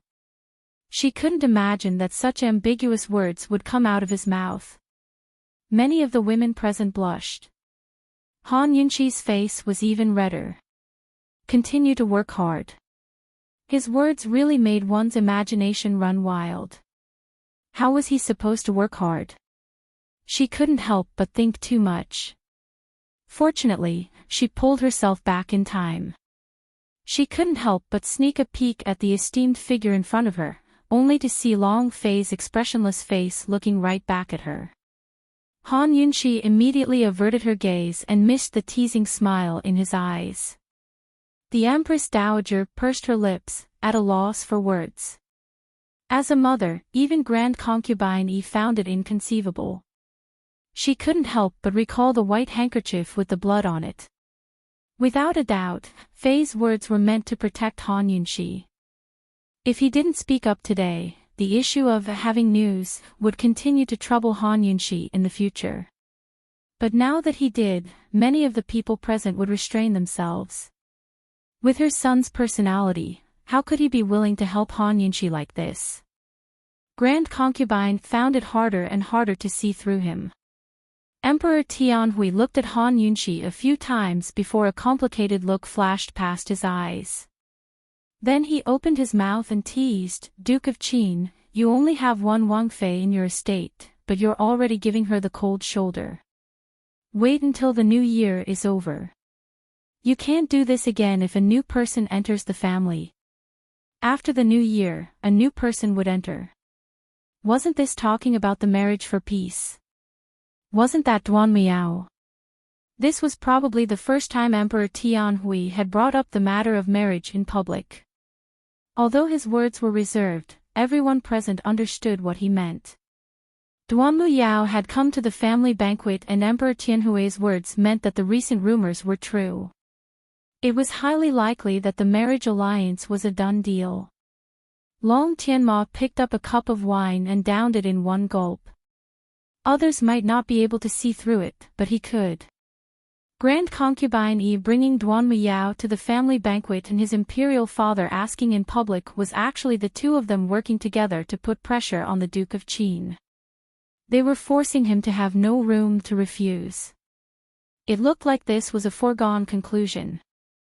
It was one thing if he couldn't marry the woman he liked, but he didn't expect that he couldn't marry the woman he didn't like either. Thinking up to here, he poured himself another cup of wine. A foregone conclusion was a foregone conclusion. Everyone still hoped that His Highness Duke of Qin would answer the question himself. Duan Muyao's gloomy mood turned nervous, her face pink as she waited for Long Feiyi to speak. At the same time, Han Yunxi's cheeks were still red as she waited. She looked towards Long Feiyi again, only to meet Long Feiyi's deep gaze just like before. He was looking at her again. Han Yunxi wanted to avoid his gaze again, but for some reason, she didn't. Instead, she stared straight at him and waited. Everyone said that when one's eyes met, it was a silent exchange of words. Han Yunxi didn't have anything to say to Long Feiyi, but Long Feiyi's lips quirked up slightly at the sight of her serious gaze. As everyone waited in silence, he said, "Your lordship doesn't even have time to attend to a Wangfei, so there's no need for a new bee." As soon as these words came out, it was like a sudden clap of thunder that hit the banquet table, shocking everyone to the point that their hearts almost stopped. Long Feiyi, what did he just say? Emperor Tianhui's expression gradually changed into a storm, while Grand Concubine Yi glared fiercely at him. The Empress Dowager and Empress were so stunned that they didn't know what to do. Long Feiyi. Suddenly, Duan Muyao roared. She sprang to her feet and turned to run, knocking over a bowl of soup on the table and spilling it all over Han Yunxi. Grand Concubine Eve panicked and chased after her. Yao Yao! Yao Yao, wait! Han Yunxi was drenched in soup, but she didn't care. She looked at Long Feiyi with an involuntary curve of her lips. Right now, she really wanted to ask Long Feiyi if he did it on purpose. Did he wait until such a public occasion to refuse her? Otherwise, why didn't he say anything so many times before? This guy is rotten to the core.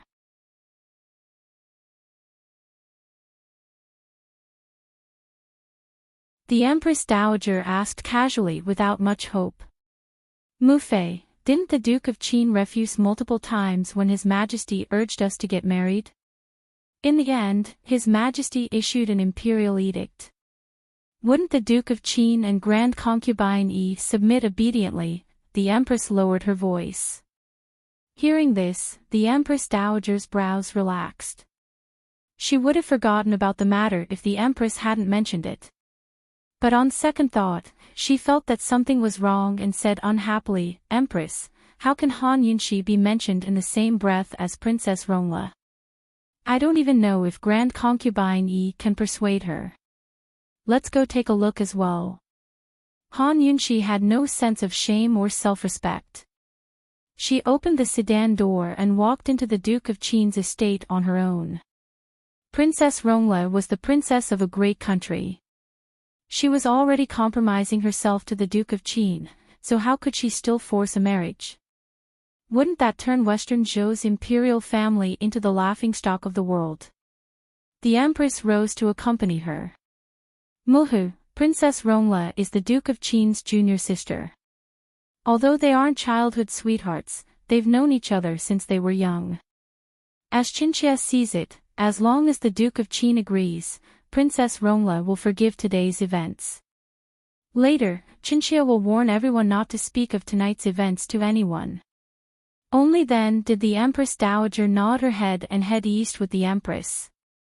At the same time, Han Yunxi was in the West Wing taking care of her clothes.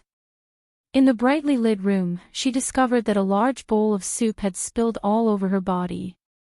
No matter how she wiped it off, she couldn't get it clean. Fortunately, she'd prepared extra clothes for the banquet. "Su Mama, help me get a new set of clothes." "Esteemed Wang Fei, please wait a moment. This old servant will come right away." "No rush. I'm tired, so I'm planning to rest a bit." Su Mama closed the door and retreated, leaving Han Yunxi leaning lazily on the bed. She wasn't tired, but she was using an excuse. There was no point in going over now. She guessed that Long Fei Yi and Grand Concubine Yi wouldn't be able to leave so easily tonight. After changing her clothes, she'd go back. In any case, there was nothing for her to do. Thinking about it, Long Fei Yi had only said a few words at the banquet tonight, but they'd caused a huge uproar. She didn't know how Emperor Tianhui would deal with him, but if that fellow dared to do so, he must have 100% confidence in his abilities.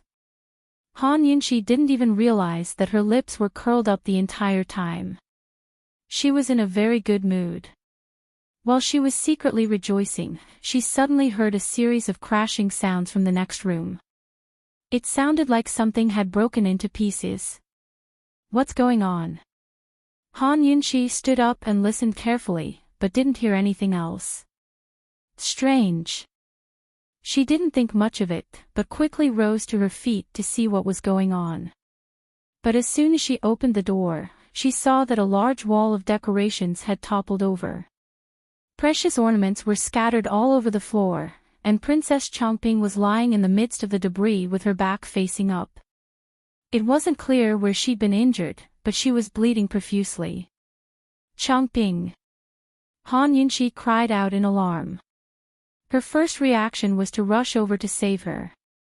Although she and Chongping had a deep grudge against each other, this was a matter of life and death. How could she care so much? She quickly turned Princess Chongping over, only to see that her forehead was bleeding profusely. Her eyes were tightly shut, as if she'd fallen asleep. Han Yunxi was about to stop the bleeding when the detox system suddenly gave her a warning. Poison. Didn't she fall?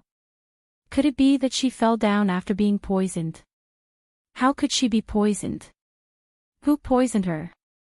The fact that the detox system didn't report the poison immediately proved that Princess Chongping's poison wasn't simple. Han Yunxi didn't have time to think and immediately activated the scanning system.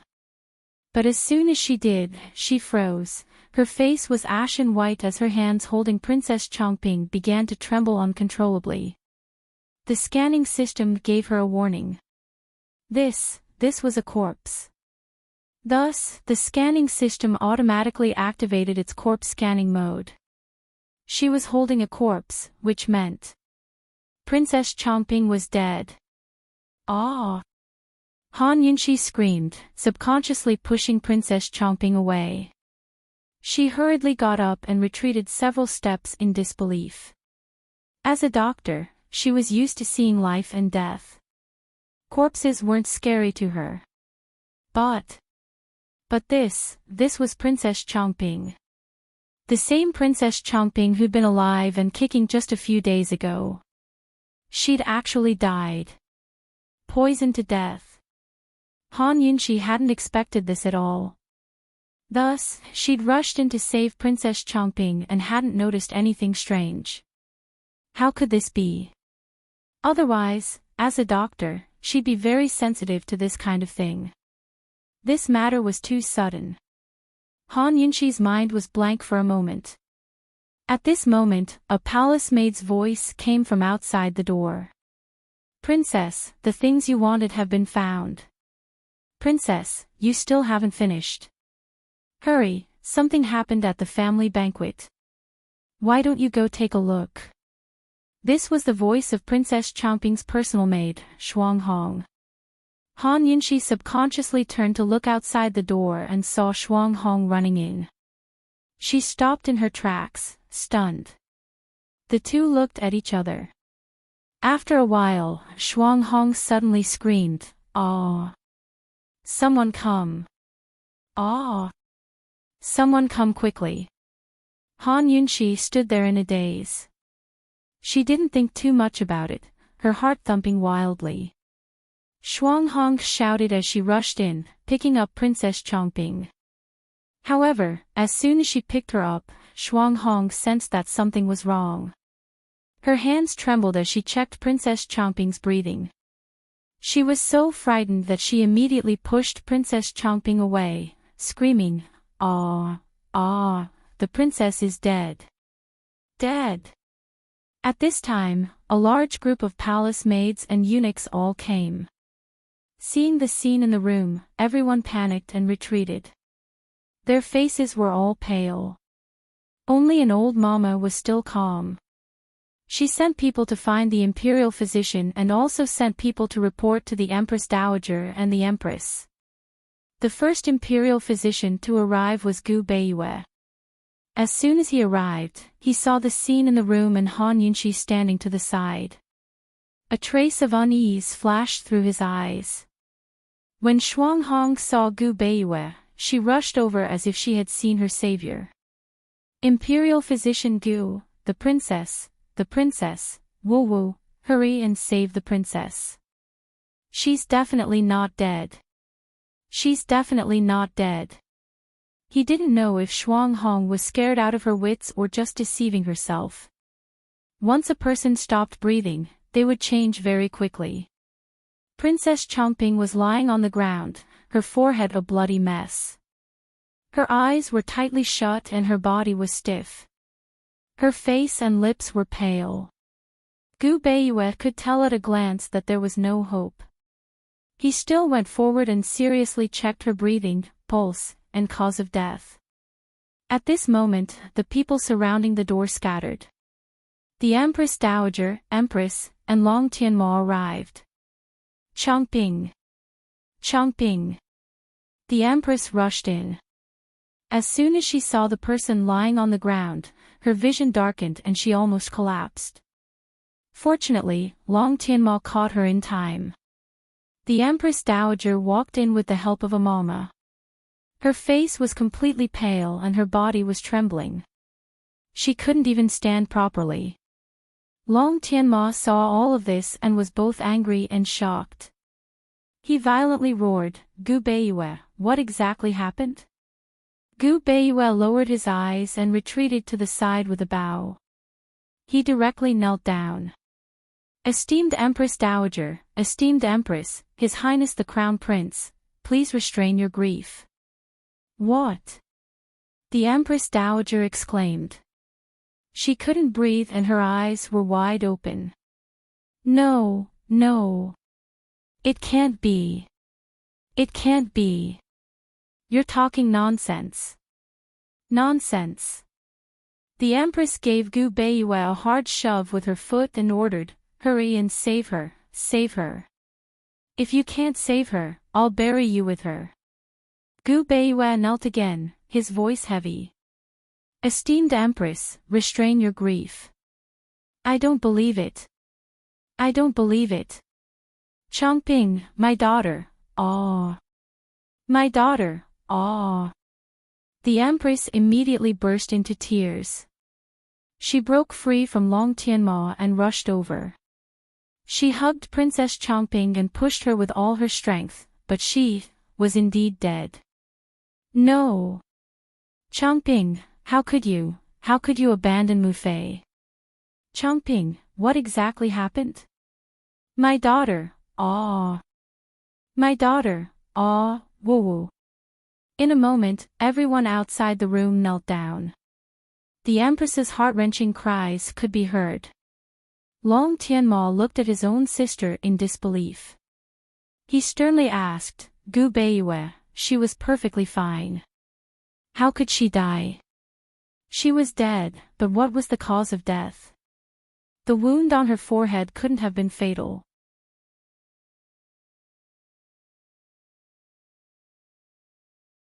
Chapter 164. 'Cause of Death. Gu Beiyue glanced at Han Yunxi from the corner of his eyes. Under everyone's gaze, he answered truthfully, reporting to Your Highness, if this official's diagnosis is correct, Princess Changping should have been poisoned to death. As for what poison it was, please forgive this official's incompetence. If Princess Changping was still alive, perhaps Gu Beiyue wouldn't have been able to find any traces of poison. However, once a person died, the traces of poison would appear in a short period of time. Princess Changping's pale lips had a few black stains. If more time passed, the traces of poison would become even more obvious. Perhaps it would be possible to find out what poison it was. Poison. Once these words were said, everyone was shocked. She was actually poisoned. What kind of poison? Who poisoned her? Long Tianma suddenly roared at Shuanghong, "Speak. What exactly happened? Why are you and the princess locked up here?" Changping should have already attended the family banquet, but she was acting mysteriously and didn't appear. Shuanghong was scared silly and shook her head. This servant didn't. Suddenly, she turned to look at Han Yunxi and pointed at Han Yunxi. It's her, Qin Wangfei, she. At this time, the Empress Dowager and Empress finally noticed Han Yunxi on the side.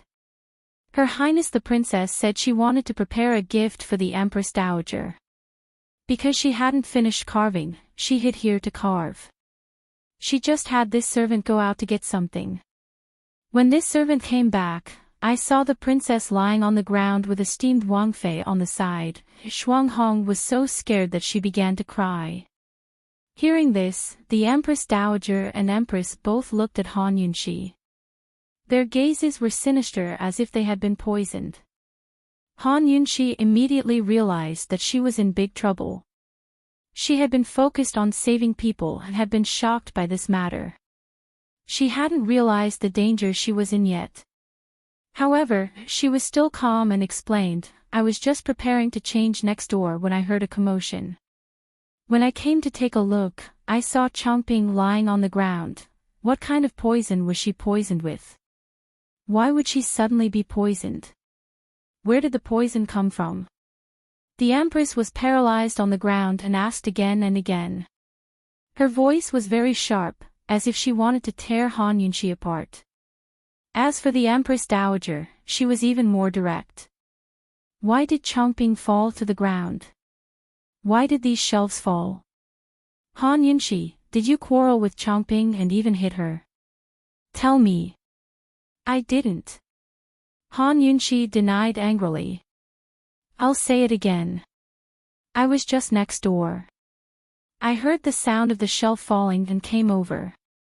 When I entered, I saw Changping lying on the ground. When I found out that she was poisoned, Shuanghong came over. What kind of poison did she get? Aren't you very good at detoxification? Why didn't you save her? Why? Long Tianma was also very excited. After all, Changping was his only sister. I haven't found out what kind of poison she was poisoned with, but when I came, she was already dead. There was no way to save her, Han Yunxi explained truthfully. As soon as she said that, the Empress immediately rebuked her, Han Yunxi, you're lying. How long would it take for you to come over from next door? How could you not have time to save her? What kind of poison could be so powerful that it could kill immediately? This point was also what Han Yunxi couldn't understand. However, her attitude was still very firm. I'm not lying. As for what exactly happened, we'll only know after we find the poison.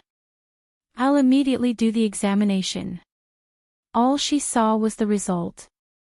Whether Princess Changping had died before the shelf fell or after her death, no one could say for sure. There weren't many poisons that could kill immediately. Han Yunxi also wanted to know. What she wanted to know even more was where this poison came from. She was just about to walk over when the Empress's anger reached the heavens. Han Yunshi, you still dare to quibble. You're lying. Someone come, arrest her for this consort. Han Yunshi suddenly frowned, also angry. Who dares? Without evidence, why should I be arrested? Someone come, arrest her.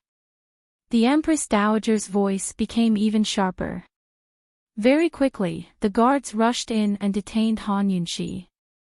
Han Yunshi couldn't break free. She angrily glared at Long Tianmo. Your Highness Crown Prince, you don't even know what kind of poison Chongping was poisoned with. Without any evidence, you're making slanderous accusations. Is this how the palace does things? Long Tianmo was angry and sorrowful, but he still wasn't willing to believe that Han Yunshi had poisoned Chongping to death. He also couldn't think of any motive for Han Yunshi to commit the crime. After hesitating for a moment, he said, Imperial Grandmother, Imperial Mother, there's no harm in letting Imperial Aunt Qin check the poison. The Empress was very repulsed. Just as she was about to refuse, the Empress Dowager coldly said, Fine, let her check. Aijia wants to see what kind of poison she can find that can kill instantly. Only after these words were spoken did the guards release Han Yunshi. Han Yunshi crouched down beside Princess Chongping. As soon as she saw the black strands on her tongue, she was puzzled. She did a routine check while activating the scanning system. However, the results were outside of her expectations. How could it be? Are you done? The Empress sternly urged. Han Yunshi stood up and looked around, her face full of confusion. Did you find it? The Empress Dowager impatiently asked. Han Yunshi indifferently said, I found it. It's arrow poison wood. However, when these words came out, everyone in the room was at a loss. What was arrow poison wood? They'd never heard of it before. What is this? The Empress Dowager sternly asked.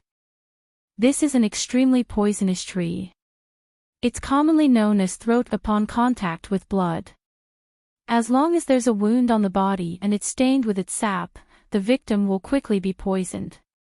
It'll cause heart failure, making it difficult to breathe and suffocate to death, Han Yunshi explained. Regarding this poison, there was another saying, 7 up, 8 down, 9 down, which was precisely what throat upon contact with blood meant. If you took 7 steps up, 8 steps down, or 9 steps on flat ground, you'd fall to the ground and die. Actually, depending on the amount of poison, sometimes you didn't need to take that many steps. You'd fall to the ground after just 2 or 3 steps. Han Yunshi was basically certain. Princess Chongping should have fallen after being poisoned, which was why she bumped into this frame. There were only 2 kinds of poisons. One was accidentally touched, and the other was intentionally poisoned. She'd looked around earlier, but hadn't seen any branches or leaves of the arrow poison wood. She also hadn't found anything with this kind of poison. Could it be that someone had come to poison her, and she hadn't seen them when she'd come over? This matter was somewhat complicated. Just as she was about to do a more detailed examination to analyze the poison in Princess Chongping's body, the Empress sternly said, Someone come, immediately take her to the imperial prison. The culprit must be her. There's nothing to say. Han Yunshi once again looked towards Long Tianmo. Let me investigate clearly. This kind of poison is very rare. Not everyone can recognize it. Who knew that the Empress would actually bite back? It's indeed rare. No one here has ever heard of it. Only you, Han Yunshi, know of it. Apart from you, Han Yunshi, who else would be able to poison her? The Empress wasn't wrong. At least in the palace, only Han Yunshi was able to poison her. What if an assassin broke in and poisoned Princess Chongping? Empress, you can doubt me, but please take out evidence. Han Yunshi argued. Assassin? Why would there be an assassin out of nowhere? What kind of place do you think the palace is? Do you think assassins can casually enter? who saw an assassin? The only person Shuang Hong saw was you. Also, who told you to come here to change clothes? Why was it so coincidental that you were next to Changping? You and Changping have always been on bad terms. You must have harbored hatred towards Changping and wanted to poison her. Shuang Hong saw it, so she twisted her words. Han Yinshi, Han Yinshi, I didn't think your heart would be so vicious. To think that I thought you were Tian Mo's savior, I really misjudged you. The Empress' tears flowed freely. She was so aggressive that she almost made a move. Han Yinshi didn't know how to argue with her. How could someone twist her words like this? She took a deep breath and said, Su Mama can testify. It was Su Mama who brought me here to change clothes. But it was at this moment that Su Mama rushed in from the doorway with Han Yunshi's new clothes in her hands. To reply, esteemed Empress Dowager, esteemed Empress, it really was this servant who brought esteemed Wang Fei here. But when this servant went to get the clothes just then, I don't know what happened either. Su Mama's second half of the sentence was simply adding frost to snow. Han Yunshi sucked in a cold breath. She was about to explain when the Empress Dowager coldly said, at that time, your Han family's Li Shi was right. The best detoxifier is also the most terrifying poisoner. Someone come, immediately take this murderer to the imperial prison. Without Aijia's orders, no one is allowed to visit. Han Yunshi frowned and looked towards Long Tianma. However, this time, Long Tianma was also silent. Han Yunshi was thoroughly disappointed. She really wasted her efforts in saving Long Tianma. I want to see the Duke of Qin, she said coldly. Who knew that the Empress Dowager's voice would be even colder? It's no use even if the Duke of Qin comes. Han Yunshi, you can't be forgiven for poisoning the princess. No one can protect you. Without giving Han Yunshi a chance to struggle, the guards dragged Han Yunshi outside. Han Yunshi shouted, Empress Dowager, you'll regret this. It's fine if you lock me up, but if you miss the source of the poison, more people will die from this poison. If the source of the poison was in the palace, then both the poisoned objects and the poisoned assassins would be in danger. Unfortunately, all she got in response was the Empress and her servant girls' sorrowful cries. Nobody listened to her words. Currently, Grand Concubine Yi was comforting Duan Miao. Long Fei Yi and Emperor Tianhui were locked up in the imperial study, so they had no idea what had happened. The Empress hugged Princess Changping's corpse, heartbroken. Long Tianma stood guard on one side, unable to coax her out of it. The Empress Dowager sat on one side, knitting her brows as she sighed again and again. She was so sad that she didn't know how to face reality. Changping was the granddaughter she doted on the most. Suddenly, the Empress raised her head, agitated. Muhu, kill Han Yunshi to avenge Changping. You have to kill her. Muhu, she wasn't stupid enough to poison Changping. This matter. Before Long Tianma could finish, the Empress slapped him across the face. You traitor! Your little sister's already dead. You can still say things like that. Long Tianma was resentful, but didn't talk back. The Empress was so agitated that she wanted to say more, but before she could open her mouth, her eyes gave a start before she fainted. Moho! Long Tianma was alarmed. Gu Beiyue hurried forward to take her pulse. Empress Dowager, Your Highness, esteemed Empress has been provoked.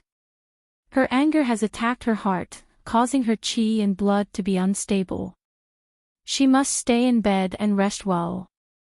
Don't let her suffer any more blows, Gu Beiyue said as he wrote a prescription and had a court lady fetch the medicine.